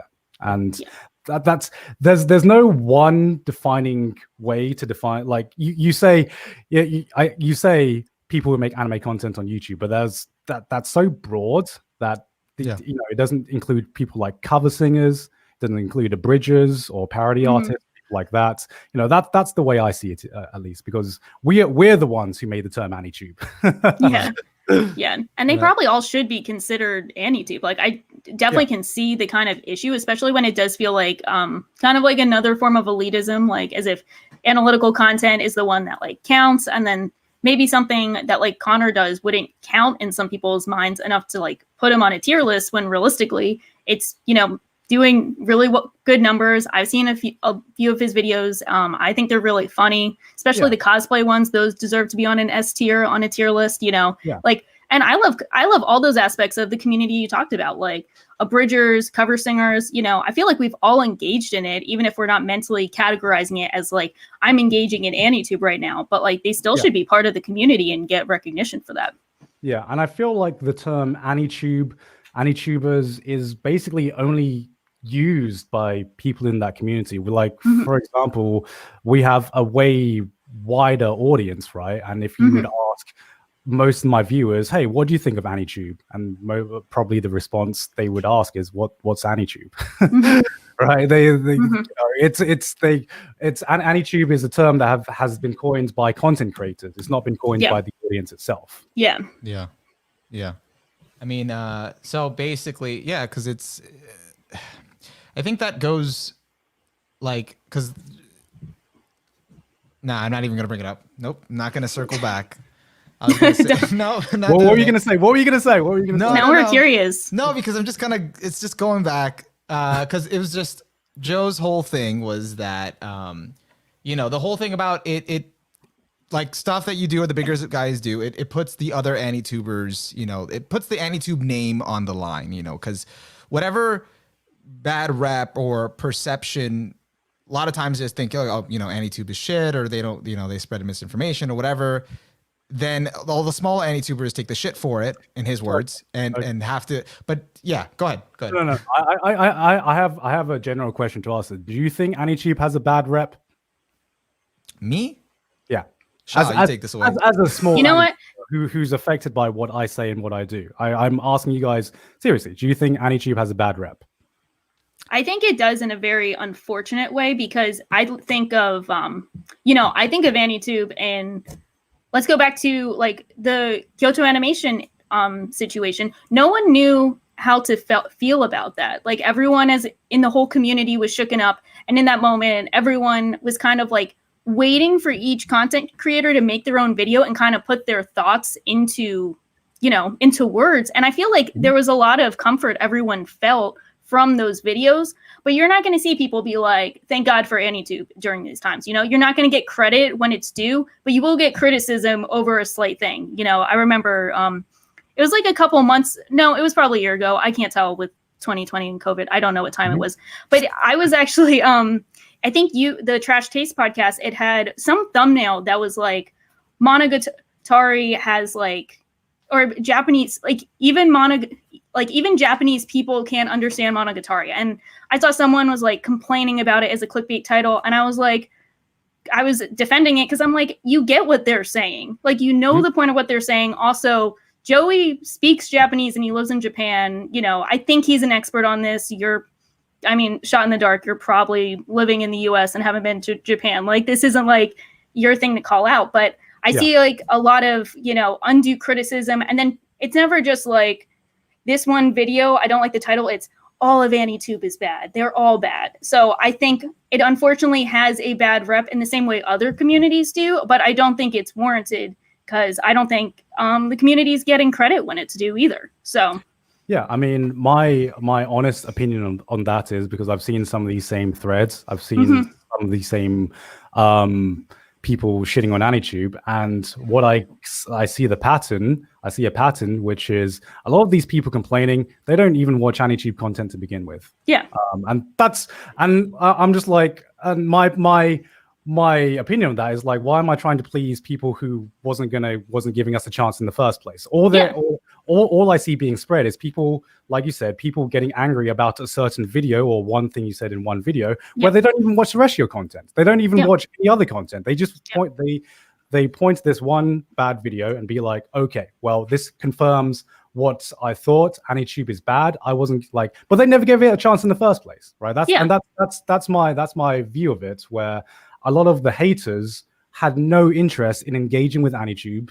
They were not content creators in the first place. They were someone on like the fringe of the anime community that had no interest in AniTube, and they were looking for people are going to look for whatever they can to discredit you and discredit the community if they don't gel with the community. And it would be different if some of the people shitting on AniTube as a whole were actually had made AniTube content. Yeah. If that made sense. Shout out to Shapes. We see you. But most of the time when I see people shitting on AniTube, it's just a random person who didn't watch AniTube in the first place. And I just think, well, why? I don't think AniTube has a bad rep. I actually just see AniTube having more eyes on it than other. AniTube right now has a lot of eyes on it, and a lot of our audience don't even know what AniTube is. That's kind of like, that's how I view it. Yeah. Okay. I do have another question, but Sure. Shaw, do you have anything? No, I mean, I've like kind of as close to being an AniTube as you can be without being an AniTuber. So I feel like kind of fair and your debut is coming up. Soon. We'll see. Yeah. Soon. Procrastination or cast to end. We'll see. But yeah, I think. I guess I had a point to build on that, where you say AniTube doesn't get credit when it's due, and I think that's just the unfortunate way the internet works, where negativity is just spread way fucking easier than positivity. I fucking hate it.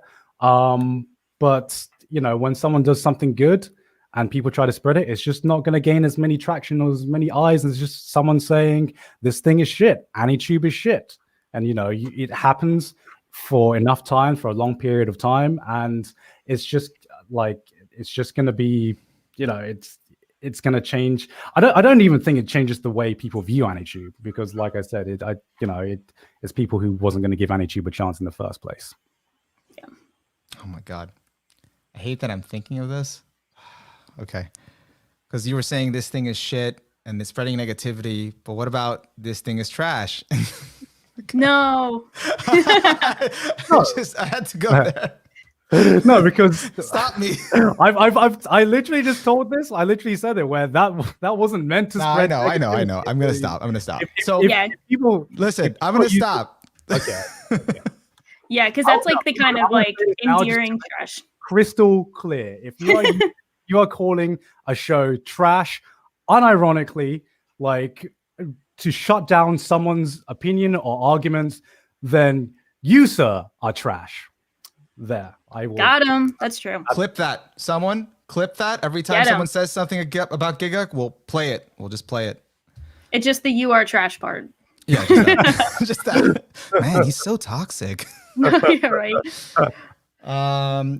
You mentioned to me before this that you said something along the lines, or you agreed with, that AniTube is very top heavy right now, and how do you fix that? Or can you elaborate on that? And then how do you fix that? Can that be fixed? Yeah, I don't know what the solution is right now. But yeah, I mentioned in private that I think one of the big issues with AniTube right now is that it's very top heavy, where like a lot of there are a few creators, I guess, representing all of AniTube as you guys called it. But really, how I see this is right now, I feel like, what was the question again? The question top is heavy aspects, right? Yeah, AniTube, you worded it as is very top heavy, which means, you know, there's just only like really a few big AniTubers. It's a big gap between the big AniTubers and then smaller AniTubers. And how do you fix that?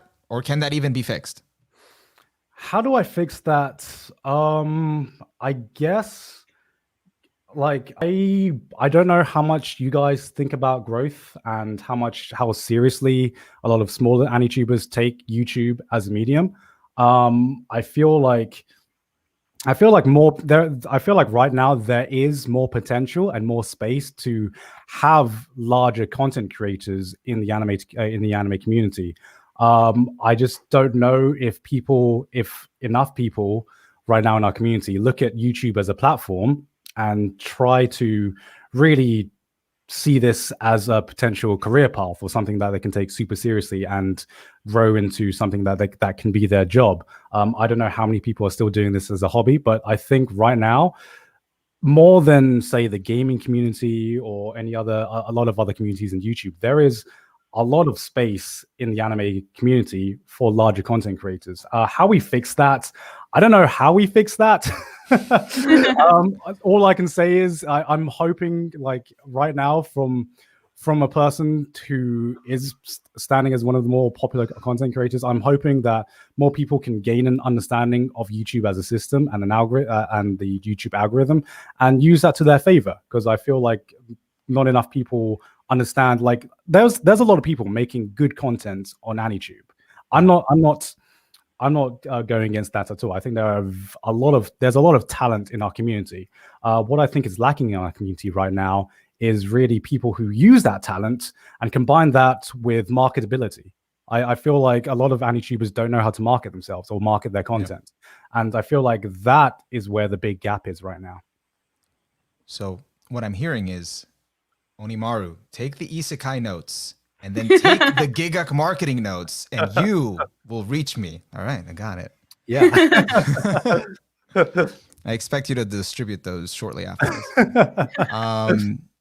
That's what I've got for the main questions that I think we had tonight lined up from our end. Shah, if you have anything that just came to mind that you want to add, if not, we will move on to the hard-hitting Twitter questions. It just sounds so terrifying when you say the Twitter questions. It's any Twitter. Like, we just talked about this. Yeah, I mean, I'm good to move on to the, the super duper tough questions, the skincare routine tier questions. That's a spoiler. I mean, before we move on, I can expand further on what I was talking about AniTube as a whole, because I obviously that's a clip of us talking on it on Trash Taste kind of got spread around the community, and I don't want to think that we're just like looking down on. We're just looking down on what everyone is doing. I just have to say, Gigguk coming to this podcast is literally him coming from the heavens down and gracing us with his presence. Heaven. He took off the mantle. I came from exactly the same place, but if I were to give some advice to any AniTubers watching this right now, or anyone in our community watching this right now who is interested in growing their own channel and is interested in making this a job and taking advantage of the space between 100,000 and 1 million subscribers, which I think there's a massive gap of content creators that just don't exist in that space at the moment. It's that you shouldn't. When we talked on the Trash Taste podcast, where we talked about the circle jerking aspects, right? And a lot of people rightly took issue with that because that probably wasn't the best way to word it. But what I was trying. Yeah, why you gotta out us like that? God damn. I'm exposing you guys now. We said what? But what I was trying to say with that is, it seems like a lot of AniTube, a lot of smaller content creators right now are inspired by other AniTuber content creators, right? And they don't look at YouTube as a platform as a whole. I would say that right now, to be very blunt about it, if you are still making purely analytical and editorial anime content on YouTube in 2021, you will find it very, very hard to grow. And the reason for that is anime analytical and editorial content right now on YouTube is it's a trend that has passed. I'm not saying there's no space for it, but that's not where the trend is right now. The trend is right now, if you look to YouTube as a whole, it's with really personality entertainment-based content. It's with more story-based content. And what I mean by story-based content, it's more like documentary style content. You see content, you have to look at the content creators that have grown fast outside of the anime community. If you're looking at what me, Joey, and Connor are doing, you're looking at the wrong place, because we are looking we're always looking at what everyone else is doing, right? So if you look at the anime content creators that really grew in 2020, you look at people like Connor, someone who really focused way more on his personality and having anime content that was tangentially related to anime, but was more about him. You look at people like Nux, right? Who again was way more reminiscent of, say, the commentary community, which has also grown a lot in YouTube as a whole, right? You need to look at the trends of YouTube as a whole and try to see if there's a way to incorporate that into your own content. I'm not saying you have to completely change your content style, but to give an example is 2020 for AniTube was fucking hard. And I say this from my own experience. It was really, really hard to get views on anime content in 2020. Why was that? It's because there wasn't many hot anime to talk about in 2020. And what it made me realize is that analytical content is so it's so like how well that content does is so closely related to how well anime is doing, right? And because 2020 as a whole was just not a hot year for anime in general, it was not a hot year for AniTube in general. And the people who really grew well and sustained themselves in that year were people who didn't focus solely on anime content and just being like making when I say anime content, I mean like I'm going to talk about X show or Y show or making analytical content about that.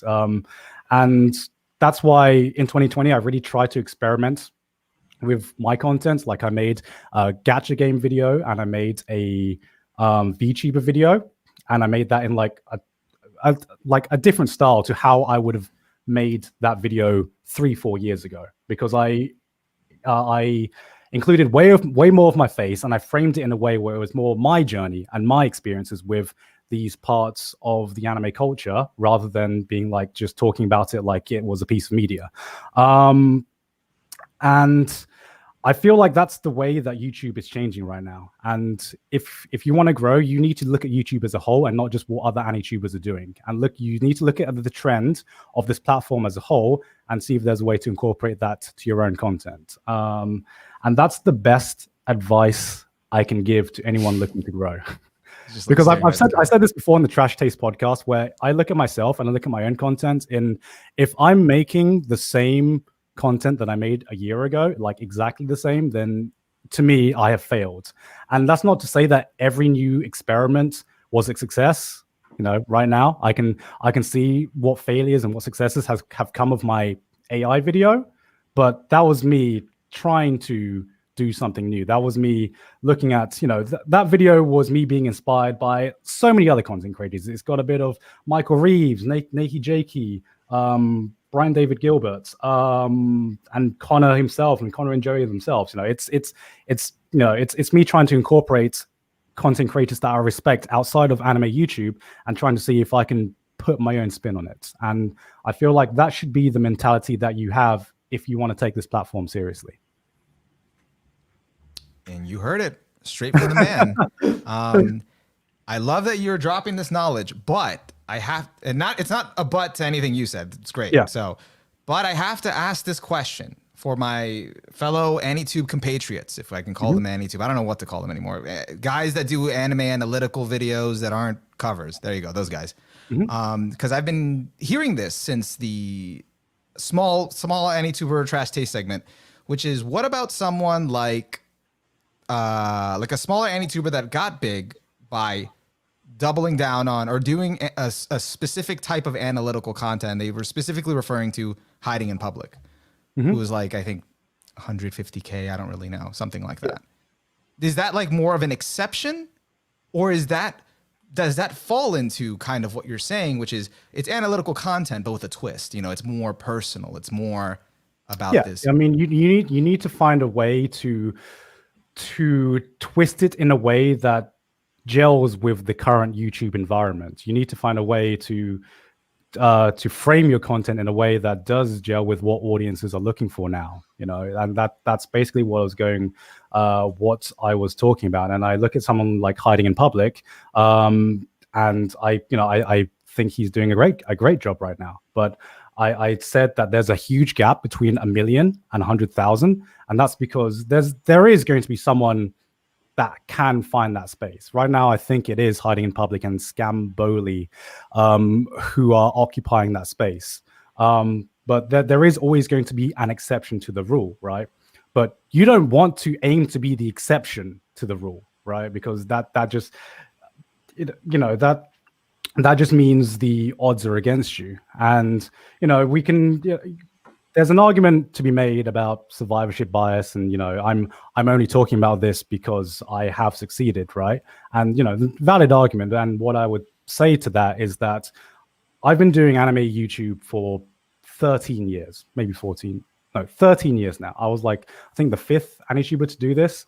And, you know, at the time, I was able to grow my channel to be one of the most popular anime YouTubers of that time. And then I left for a few years. And normally that's a death sentence to any YouTubers who leave YouTube for like years and years. And I came back and I was able to grow my channel again to a point where it is one of the most popular. So I understand why people may be skeptical, because it is survivorship bias, but I would like to think that I do have enough of a core understanding of YouTube as a platform that it can be applied, not necessarily meaning everyone who uses this advice will be successful, but it can increase your odds. And that's what I'm saying. It's if you take my advice and apply it to your content, it can increase your odds of growing yourself on this platform. And if you want a more in-depth documentary about Gigguk's absence from the YouTube space for that time, you can watch a really good video when... What a way to show yourself, man. That marketing, though. When, what was it called again? God damn it. Oh, there you go. End of Anime Zone. Yeah, or the Anime Zone has not ended or something. Gigguk cameos in it at the end. There you go. Watch it. Yeah.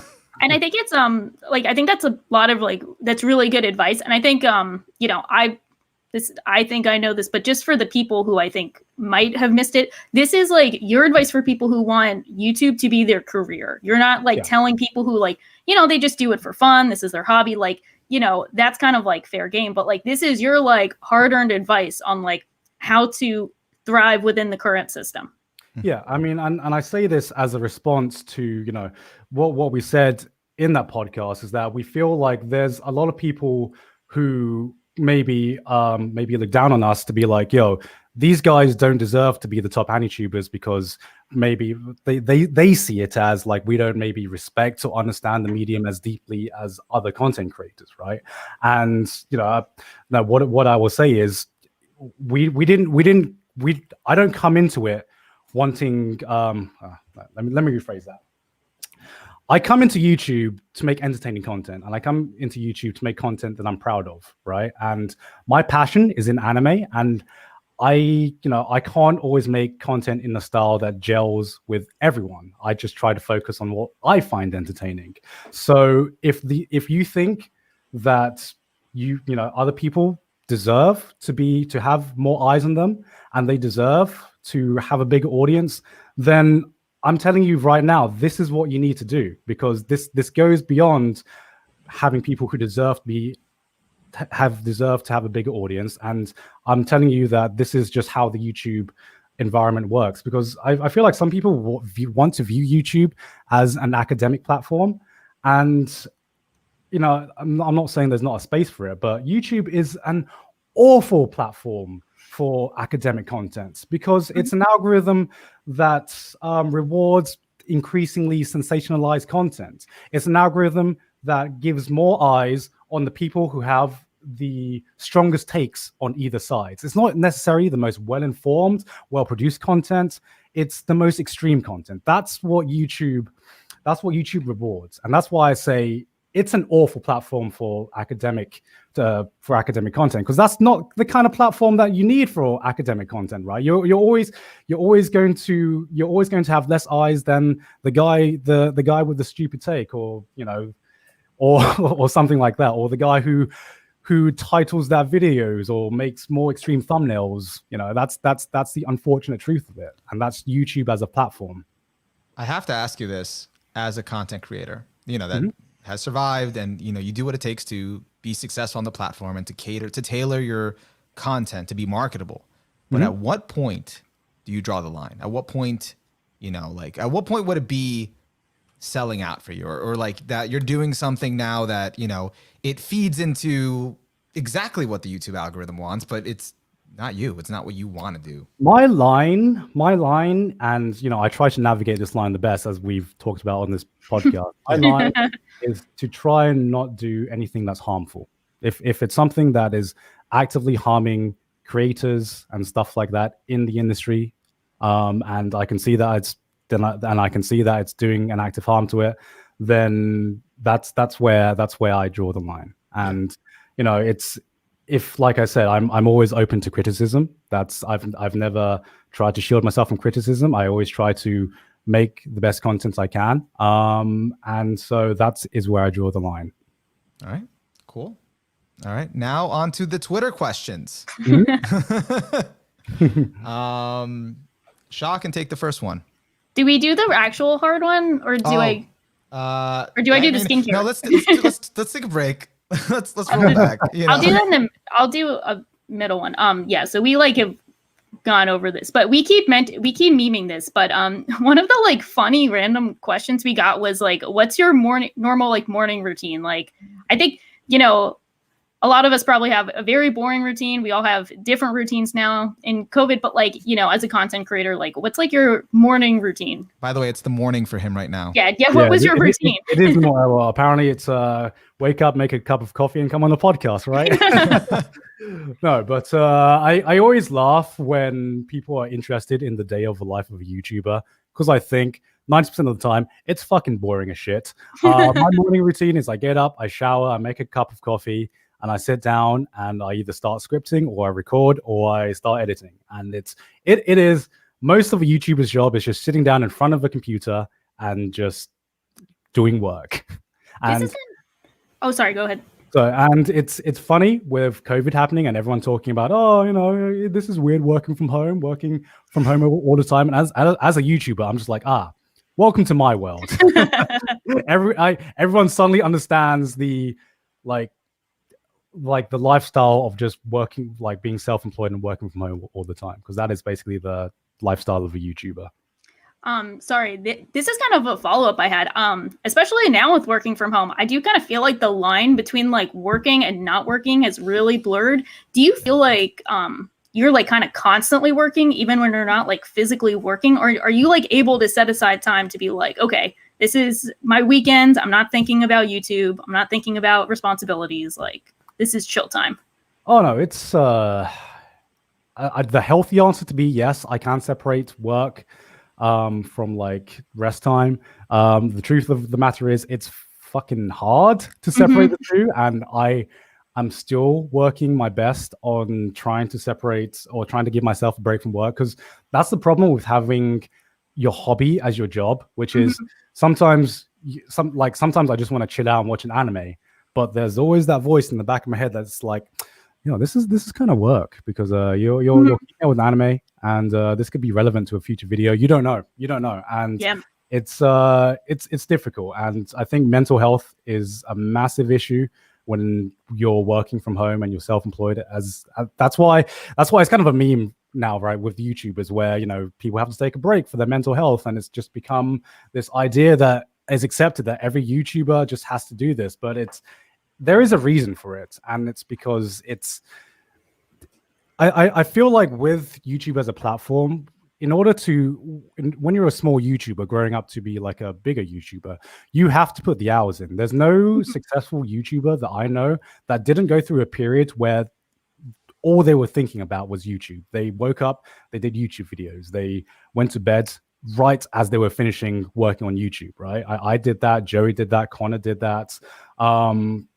And the problem is that when you actually reach that success, you subconsciously want to keep going on that schedule, even though it was never a sustainable schedule in the first place. But unfortunately, that's what most content creators have to do when they're growing.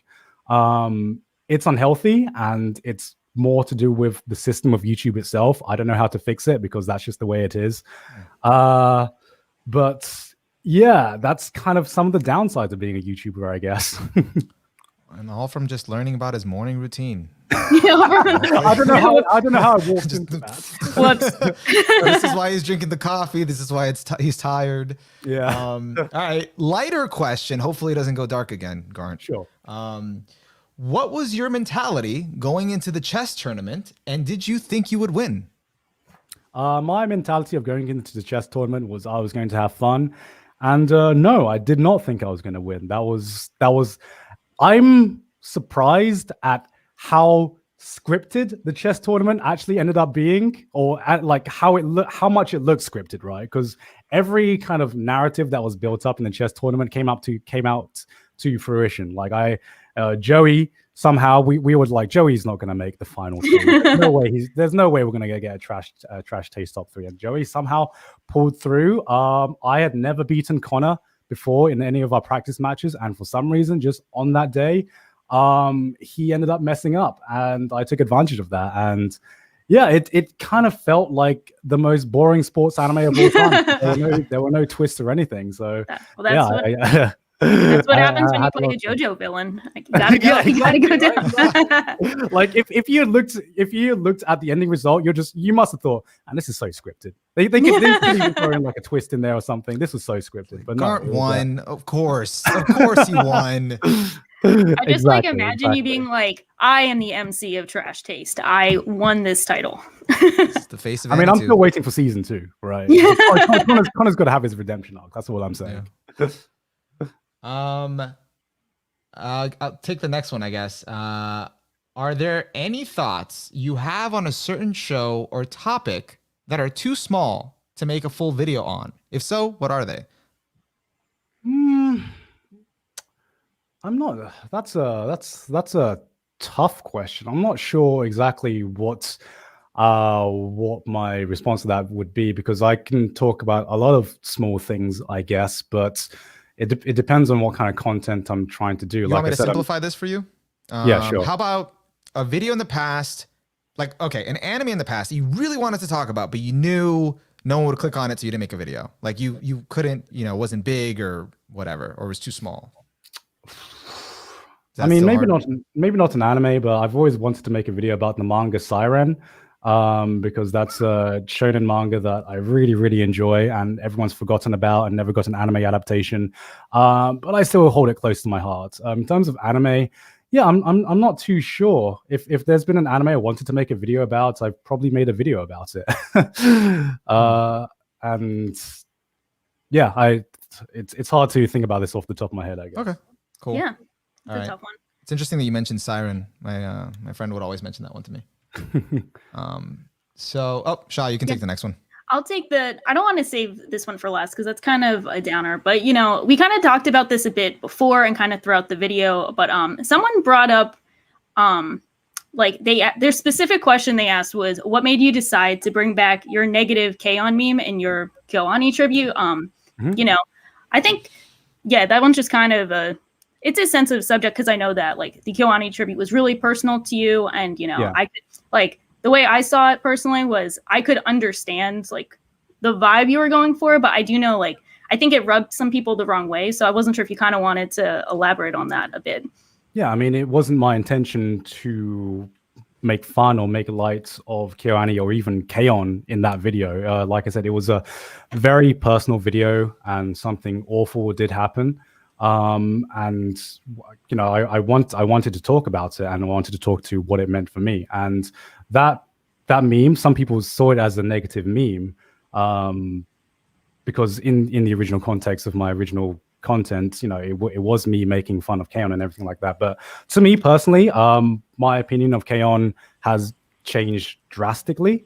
I doesn't mean that I like it, but my opinion on that show as a whole has very much changed. But I still hold that meme close to my heart, because it was probably my very first meme, and it was probably very early into my anime YouTube career that I had a meme, I had a joke in my own community. And so that's why I always look back at that K-On! Video. I'm not proud of it. I'm not proud of the video because I don't think it's a good video, but at least I look back on it as like a time capsule of the content creator I was back then. And I did want to mention that meme for me personally. I wasn't thinking about the wider audience. I wanted to mention it for me personally, because that meme meant a lot for me. It was my connection to K-On! At that point. It's like the Eromanga Sensei meme for me, like back then. That's kind of the way I view it. And I didn't if I had turned around and started talking about how I loved K-On! And how it meant so much to me and stuff like that, I think that would have been more disingenuous of me to be like, this awful thing happened, suddenly I love K-On! It was my way of showing respect. That was my personal way, without me being disingenuous at all, because what made me personally invested in K-On! was that's the memory that I hold of K-On! And it's not a negative memory. It was just my personal way of showing my respect to it. That's fair. Yeah, that makes sense. Yeah. How you connected to it. And that's cool to bring it up for people who didn't know, because it kind of goes back to what we were talking about before, kind of like the lore, where like to them they might see like, oh, he's just memeing, but you're like, nah, this meme meant a lot for me. This is my connection to the show, so this is how I'm going to show that. So I think that makes a lot of sense. Yeah, because I don't have a lot of connection to that show, so it would be disingenuous. I feel like more disingenuous to feel like to suddenly pretend that I do have a connection to that show. And that was just my way of showing my connection to that show. Yeah, I think that's fair. That's fair. Yeah, definitely. What is the video? I don't know if you'll have an answer for this. I'm betting you don't, but yeah, I could be wrong. What is the video you are most proud of making? Ooh, that's hard. Don't say every video. I know when people get this, they're always like, "Well, every video I'm proud of." I'm like, "No, pick your child." He's not like that, but I'm not like that. I'm the opposite. I'm just like, which video am I not? Do I not despise? Wait, let me think. Go through the catalog. I guess I always like my more personal videos, like Perfect Anime, and whenever I get to like be super serious. In terms of recent content, I'm really happy with how my gacha game and how my VTuber video turned out, because that was an experiment where I was like, I want to do something different from just pure anime content, and it ended up being some of my most successful videos of last year, where I talked about anime content, it being really hard to make anime content. Also, I guess I'm proud of my anime in minutes videos as well, even though people keep asking when I'm gonna make the next one, and you did it to yourself now. I tried to save you from this. I don't know. In terms of my proudest one, I don't really have a proudest one. I try not to look back too much. I try to look back to what content I would be proud of to make next. I mean, it would suck. Keep moving forward. Yeah, I keep moving forward. Just like every true MC would say. Yeah, because it would suck if someone sees you and be like, "Hey, my favorite video of yours is the one from 5 years ago." Wait, what does that say about my content now? Yeah, I mean, like I'm like there are videos that I'm proud of that I've made, but I like I said, I try to keep improving my content as I move forward. So if I look back at a video too far behind, then I would say that I've failed myself with my current content if I look too far back. Is that all the questions? Are we? No, we have this one is kind of cool. Someone was wondering, what's the end goal of your career? Like, what do you see like coming down the line? Like, what's to come? What's future Gigguk looking like? What's future Gigguk looking like? This is the 5-year question that I don't think any YouTuber can answer. Like, if I'm relevant or if I'm still doing what I do next year, then I'll be happy. I've always come in with that mindset. Where I assume every year is my last year of AniTube, and somehow it just keeps going on. In terms of my long-term goals, my career outside of AniTube. So last year we got a very unexpected opportunity to move here to Japan and be more involved with the actual industry itself. And I can say this as being on AniTube for a long time. No, we did not expect to even get close to this opportunity, right? AniTube for the longest time was seen as just like you said, it had this image of just they're just some guys in their basement just spewing their opinion on anime. They're never gonna have any like official involvement or any official be involved in any official capacity. And I guess what my goals are for the next few years while I'm here in Japan is I really want to pave the way for other content creators and other AniTubers to really get more involved in the industry, right? Because I can't say too much about what's going on behind the scenes here in Japan, but AniTube is a very new concept here for a lot of Japanese companies and Japanese people. And a lot of people expected, they're moving to Japan, they can do X, Y, Z now. And I'm just like, no, it's a very, very, very slow process. And I can't stress this enough that working with Japanese businesses and the Japanese industry as well, they take on ideas and they take on, it's a very slow process to convince them to do the simplest thing. And it's to me, it's a massive step already that they're even giving us the chance at all. And what I want to do is pave the way for other content creators or other AniTubers to be able to come here and make a living or be involved with the industry and not have to go through all the hoops and all the red tape that I'm going through or that we're going through as a whole right now.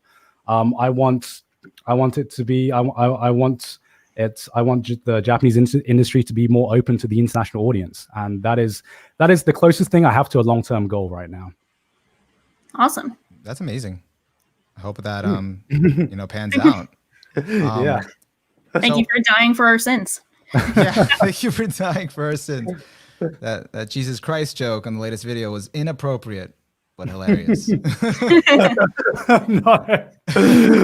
Like I said, I'm just a guy. I've always just been a guy. I've just been trying to do my best, and trying to do his best to take off the mantle to make time to come down from the heavens. No, I'm just kidding. Right. Oh no, you gotta stop this, man. You gotta stop it. Listen, I think that's about it. But would you do me the favor? I don't want to keep you on any longer. You have a busy day, as you've explained. Your work-life balance is shit, so you need to get to it. It's just begun too. But yeah, it has. What was that? Ahead. I missed it. I'm going to be filming some more right after this podcast ends. Oh wow. Okay. So yeah. So would you be willing to take a few questions from the chat? Just a few. We can limit them, and then yeah. Sure. Go ahead. But before that, I need to ask this for one of my fellow compatriots. Okay. Would you be willing, and this is your choice, you bring this upon yourself if you want this evil, would you be willing to confront the final boss and his question? The final boss, known as What the What. He wants me to bring him in to the call. Go ahead. Oh, really? And if he gets to What the What, we just cut him off. Go ahead, man. Go ahead. I was. All right, this is your chance, bro. He just sent me a DM out the blue. I'm just like, yeah. Hey, how are you doing? All right, our first ever special caller. If he does come on, this is your chance, man. And he might be the last one if this doesn't go well. So, all right, all you, man. All right, how do I eject people? Let me just check.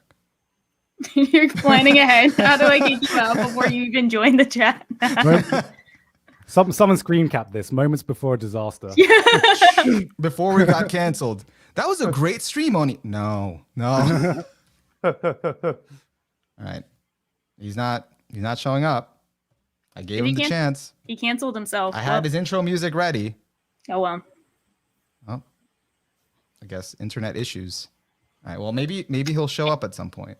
I don't know if it's internet issues. I think he got scared. He's gonna have to challenge on his own terms. Should we? Yeah, you're gonna have to DM Gigguk separately and give him your beef in the DMs. No. I want to connect, but my internet isn't working. Yeah. Sorry. Go through the tunnel. Internet connections. Yeah, can't Guys, okay. Introducing the god himself. What the what? Here he comes in all his Titan rage. God, you look so sexy right now. Can I just say right now, you are such a sex. Dude, is this why you were sliding into my DMs yesterday? Hey, don't tell anybody. Don't tell anybody. We gotta keep this private, man. Come on. Yo, bro, I saw those DMs, man. It was a little, little steamy. What DMs are you talking about? Yeah, okay. What are you accusing me of, Onimaru? All right, man. What do you want? What do you want? What do you mean? What do I want? This guy is busy. He has shit to do. No, all he's got to do is go and talk to me later on. That's all he's got to do. Are you asking me for nudes? Is that why you came on? You're gonna ask me for nudes? Is Sydney okay with that? You shouldn't be doing that, man. You gotta check that. You have to make sure that's okay. Okay. First of all, I just wanted to say this real quick. This is unrelated. Kind of related. I was in your chat for a little bit, and there's some people who are just like are just like every single thing that comes out of this poor man's mouth. They're like, oh, so what is he saying? That's a straw man. That's you're throwing everybody under the bus. And I'm like, oh my god! Like someone in here was like, just it's okay when I do it. Just veil all your negativity as a joke, just like the modern racist. That was an actual message that I saw in chat. I was like, what's happening right now? Poor bastard's not even like saying anything really. He's just getting dragged. I wanted to say something, but I was like, I don't even. You know what? I don't know if I should address it. But that's why we brought you in. Yeah. Oh, what? So I can be blamed for just telling everybody in chat that like if you just view everything black and white and not listen to like this man's words and notice that there's gray areas and everything, that maybe it's not all like one thing or the other. All right, Anna. You know what, man? I get it. You look. Okay, here's the thing I gotta say to all three of you. Here's a problem I got with all three of you. You guys are like, oh, Asuka's best girl. Misato's right there. I know where this is going. Cut him out. There. Cut him out. She's right there. Get him out. Here. I didn't say Asuka was best girl. I said Rei was worst girl. There's a key. There's a key difference in what I said. Okay? God. Yo, your lips Gigguk's look so sexy when you said those right words. Damn. All right. Is that it? No. All right. So, yeah, I feel like, because we've talked, right? I think we talked before. I feel like there's this thing with AniTubers, especially that I've noticed, where it's like, are you grouping all AniTubers together? I'm kidding. Just hey, this is a guy that dislikes AniTube. Okay, show some respect. I hate it. I don't like it. He dislikes it. But like, I feel like because I remember when you said that thing on the Trash Days podcast, because the podcast said, hey, we did together and you guys never said that.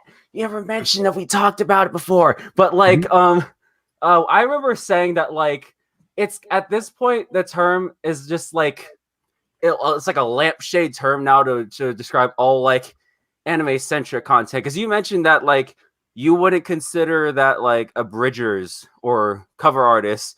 Yeah, I do remember that when I made a tier list and I included like, Purple Eyes What the Fuck and something Woody Entertainment. There are people like, those aren't AniTubers. Those are abridgers. They're different. And I'm like, my guy, I saw Kirito in his thumbnails like 5 times. I'm pretty sure he's a like, because like I've never had. Maybe it's because like I watched as a fan first and then entered, and but like I don't remember ever seeing that like because I remember like AniTube. It's such a weird term that's evolved as you said, but I don't remember that term only being used for like the analytical content creators. I feel like it's like certain sects of the community only recognize their sect as what AniTube is. Would you agree with that? Yeah, and I mean, I think this goes back to the tier list things, right? Where you like, from my perspective at least, a lot of the AniTube tier list you saw like the same faces on it every time, and I was just like, well, from my perspective, I watch a lot of other anime content outside of the same faces everyone puts on their tier list, which just happens to be a lot of like the analytical content creators. When I'm just like, yeah, I watch abridgers, I watch cover artists, I watch people who do content outside of that as well. But it's weird, right? Because I don't feel like, I don't know, I don't feel like there's AniTube. Okay, I'm going to try not to generalize here. Analytical content creators in anime YouTube have their own cliques. Abridgers have their own cliques. Cover artists have their own cliques. And I feel like there was a point where we didn't really bridge that gap at all. And now AniTube as a whole has just become this one giant conglomerate, and nobody really knows how to define it anymore. And that's just because anime content on YouTube in general has just grown so far, like has grown massively more than it was 5-10 years ago. And it's just the term AniTube now it's an absolute mess. I don't know how to define AniTube. Well, I don't think any AniTuber knows how to define AniTube anymore. I have to say though, I remember saying this before, but like that's kind of not. I don't know if I would say that it's kind of a similar thing with cartoon YouTubers and gaming YouTubers. They're not necessarily all the same thing. If you've like a lot of gaming YouTubers within that, you also because we have people like SnapsCube who do like the real-time dubs over video games cutscenes. We have comedy gamer YouTubers. We have people who just do gameplay videos. There's people who do like like even within gaming, like there's small sections of each one. I feel like AniTube's only just now reaching a point where like there's enough of a size to where now we're like noticing how it's like AniTube's an umbrella over a bunch of people standing underneath the umbrella, not like we're all just one person underneath that umbrella, right? We're only getting now to the size where we notice that that's the case. Yeah, I mean, I would say the biggest difference from when AniTube started was that you could really view AniTube as one like what's the word I'm looking for? One whole or one coherent community. AniTube is way further beyond that now. It is not a coherent community at all. Not even like we don't even know who isn't an AniTuber anymore. I mean, would you count someone like Critical as an AniTuber, right? Because he makes anime content. Dude, you see that man use those? You see that man use those sex toys? That's some hentai shit right there, man. He doesn't just make anime content, and I feel like it's just a lot. It's a lot messier now, right? Blurring the lines a lot. Blurring the lines because PewDiePie. It's way harder to define, right? But the way I was referring to it as how the question was asked is like when people complain about AniTubes or AniTube contents, they're not thinking about fucking Critical, you know, they're not thinking about those types of people. They're thinking about people who came up from that same community, that same analytical content community. And that's what I see people complaining about the most when they refer to AniTube. Yeah, because I feel like AniTube is the only community that does have like a word that was made for it. Like I don't, because gaming YouTubers and cartoon YouTubers are all just kind of referred to as gaming YouTubers and cartoon YouTubers. I even remember on I Don't Like AniTube, I got comments like, AniTube, that's like an Indian channel that I watched once. Is that what you're talking about? I can't believe you hate them. And I was and I didn't realize, because I don't even know where I got that term from. And do you remember where that term originated from? Because I don't remember who I got that from. Or AniTube? Yeah.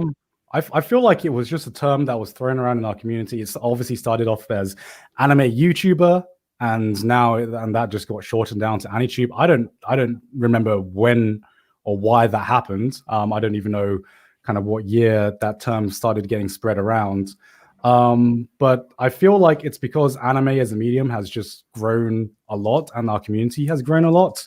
And I feel like in 5-10 years, maybe saying that you're a weeb will have the same amount of power that saying you're a weeb will have the same amount of power as saying you're a gamer. You know, like what does that mean anymore? Like it's getting more muddy because the anime community in general is getting harder to define, because everyone's kind of watching anime now, even if they're just watching Attack on Titan or something, you know. Right. Yeah, like it's become so normalized and the term's kind of gotten watered down, right? Yeah, exactly. All right. The God, was that your question? It was kind of like a like 5-part question. Yeah, fine. Here's my final question.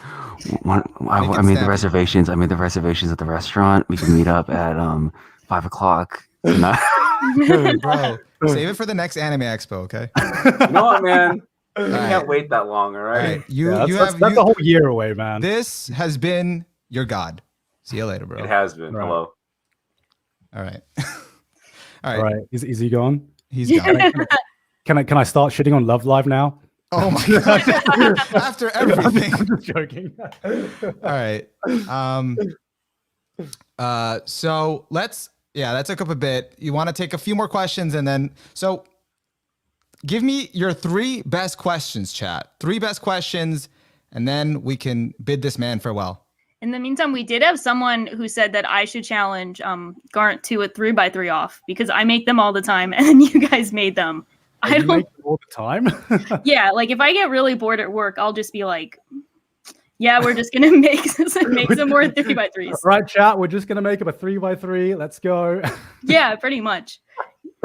Yeah, so I guess that's my sphere. But I have to say, you guys were really harsh on Connor, because he had like essentially half my favorites and his favorite 3x3, and then you're like, your taste is too good here, and I'm like, no, don't attack him for that.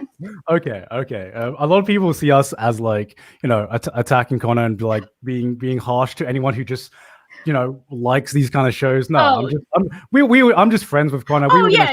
We were gonna shit on each other no matter what our tastes were. Oh no, 100%. That was obviously jokes, but I have to defend him since half my favorites are on there. But it's funny when your friend is like your friend who does not have those favorites. They like start fronting with like the well-acclaimed series, and you're like, those are not your favorites.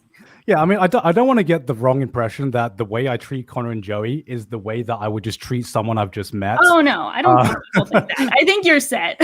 We talked a lot about like serious, like the fine line between serious and jokes, but no, like I think that's obviously jokes.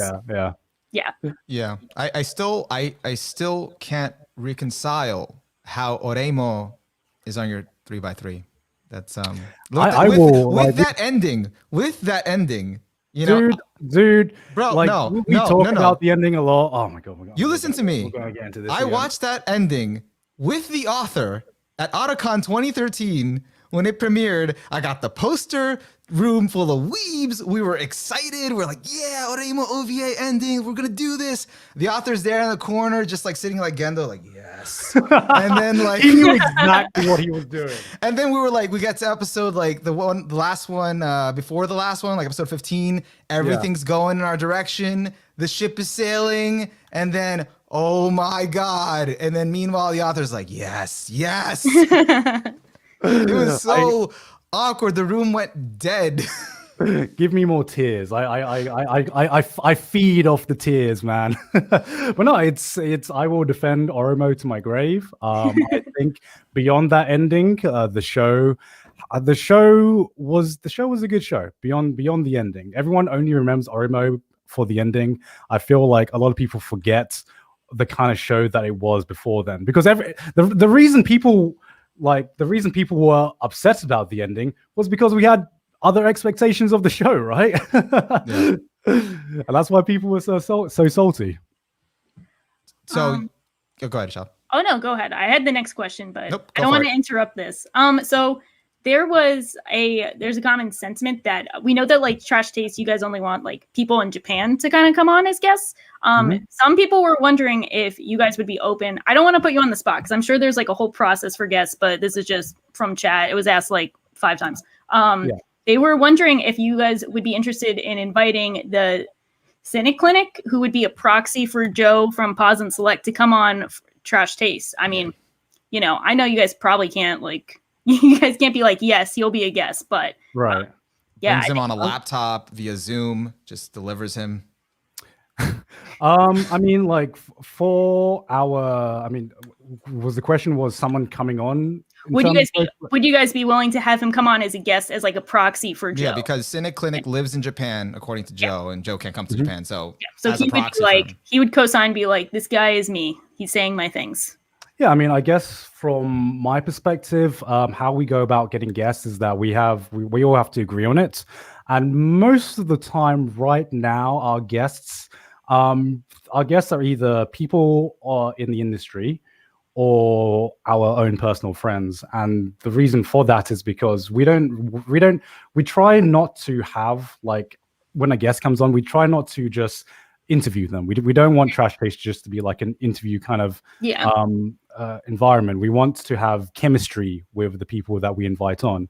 And so a lot of the people that we invite on, we've known before, we've met before. So I'm not familiar with this person, unfortunately. But I mean, I'm open to the idea.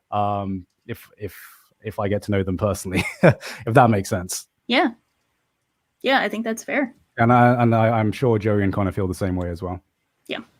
Yeah. Okay, that makes sense. I guess this is a question, because they didn't finish asking this about the Oreimo thing, but someone did say in the chat. So you don't believe the ending is paramount? Are you the type of person that can kind of separate the ending and still enjoy the journey? Yeah, I think the ending is important.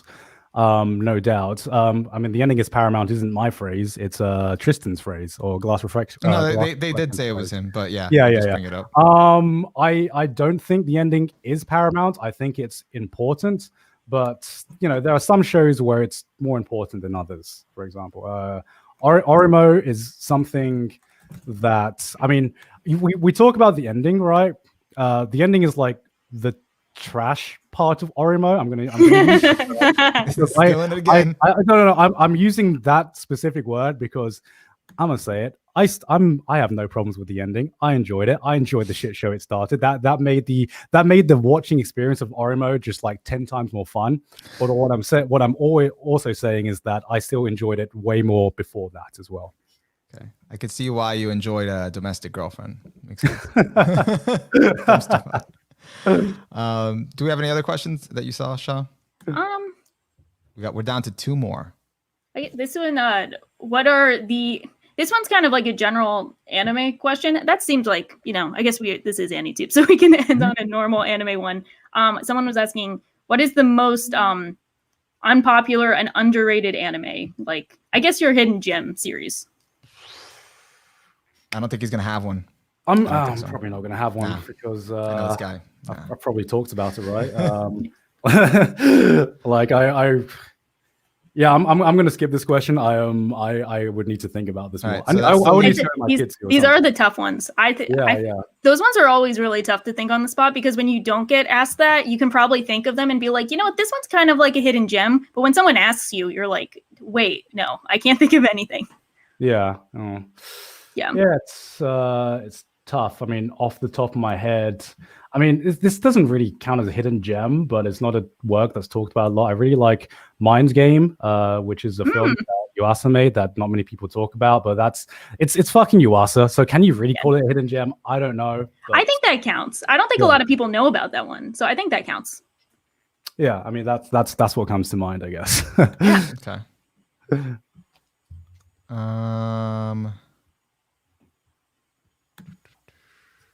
Let's see. Where do you see yourself on the elitist and casual spectrum? Okay, so I actually imagine this in my head, right? So right at the top is like the casuals, right? And then there's different tiers. I see myself not as a casual, but just right next to it. I think I'm someone who can appreciate anime as an art form and appreciate some of the more deeper ways to look at some of the shows and everything like that. But I don't find enjoyment into looking too deeply into a show or breaking or analyzing it too deeply. So I'm someone who I see myself as more of just a casual who can have a deeper conversation if the right show comes about. But most of the time, a lot of times, I just enjoy shows not at a surface level, but I know what I enjoy, and I don't have too much interest now in going beyond that. Okay. It's a good answer. Good answer. Good question. All right, we're looking for our last one.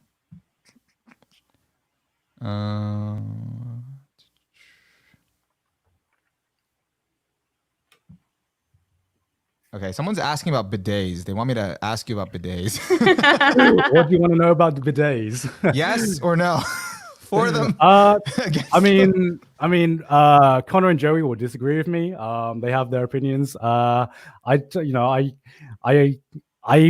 like most about bidets is the heated toilet seats. I feel like Japan have, like, every public toilet in Japan has heated toilet seats, and I don't know why the rest of the world has not caught up with that yet. Especially as someone growing up in England, winter, like what that getting out of your bed in winter and knowing you have to go to the toilet, that thought alone of just sitting on your toilet seat and just that shock you're gonna get as you sit down, that keeps you in bed for an extra half an hour. Just like psyching yourself up and be like, gotta do this. I gotta do this. Listen, I only went to Japan once, and toilets were high up there as part of the awesomeness of the experience. Honestly, if you want to come to Japan, toilets are like one of the best things. So good about like some of the new experiences you can find here. Yeah. That nonsense. Yeah, I didn't do that one yet, so next time. Yeah. Did I? Oh. Actually, that was at an inn. Does that count if it was in an inn? Yeah, that counts. Does it have to be like an outside onsen to count? No. It all counts. I guess that counts. Yeah. Let's see. All right. Okay, I have one. I have a good last one. Is there a show that you've been trying to get, show or manga that you've been trying to get your Trash Taste co-host to watch that they just won't watch? One Piece. It is One Piece. Easy question. One Piece. It's hard, right? Because convincing someone to get into One Piece nowadays, it's like I imagine myself trying to get into One Piece if I hadn't seen it, and it would be fucking difficult because of it's daunting. It's a daunting series to get into. But to me, I still think that it has some of the most magical moments in anime and manga that I can think of. And it seems long, it seems very daunting, but it, to me, is 100% worth the ride. I think that's a good sell too. Might get me to start it in less than 10 years, so I appreciate it. Yeah. Honestly, if you want to start it, just read the manga at this point. You don't have to watch the anime. Like, manga at this point is just like the speed run version of anime, and I feel like the manga is also amazing as well. You can't go wrong by going either manga or anime. Yeah, it's pretty bad, but like my best friend, the one who I mentioned, like Siren too, he tried to convince me to get into One Piece for years. Never listened to him. I was like, nah, man, I can't get into the art, whatever. Years. And then I met another friend in college, and he literally showed me like the Enos Lobby arc, like just one episode. You know the episode I'm talking about. I think you know. And then I was sold. I caught up. I started to catch up, and then I was like, you know, it was taking me so long to binge the anime that I just went through the manga, and then I kind of just caught up. So right.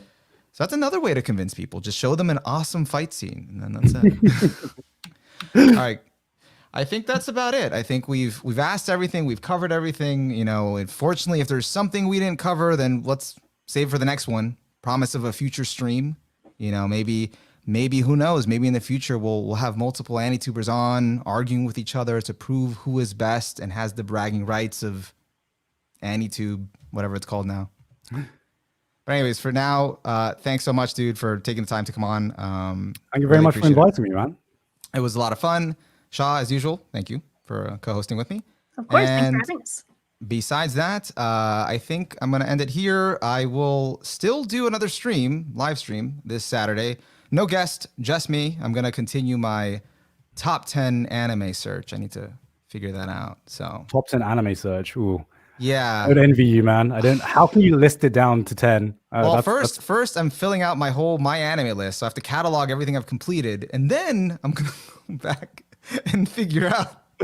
Dude, when someone asks me what like my top 5 favorite anime are, I'm just like, that changes depending on my mood. How can someone have a concrete top 5? I don't fucking know. Listen, I'm the same with waifus, man, but my waifus are seasonal. but no, I've only ever had one top anime. That's the only thing that's ever been clear to me. Everything else is kind of like, I don't know, no, non-committal. But yeah, I'll be doing that on Saturday. You know, so as you know, please like, comment, subscribe, help the channel grow, and let us know if there's any other guests, AniTubers or other content creators, or even, you know, someone related in the anime community or sphere. And you'd like to see them come on and chat with us, let us know, and we'll try to get them on. Besides that, if there's anything you didn't agree with, at the end of the day, what do we know? We're just weebs.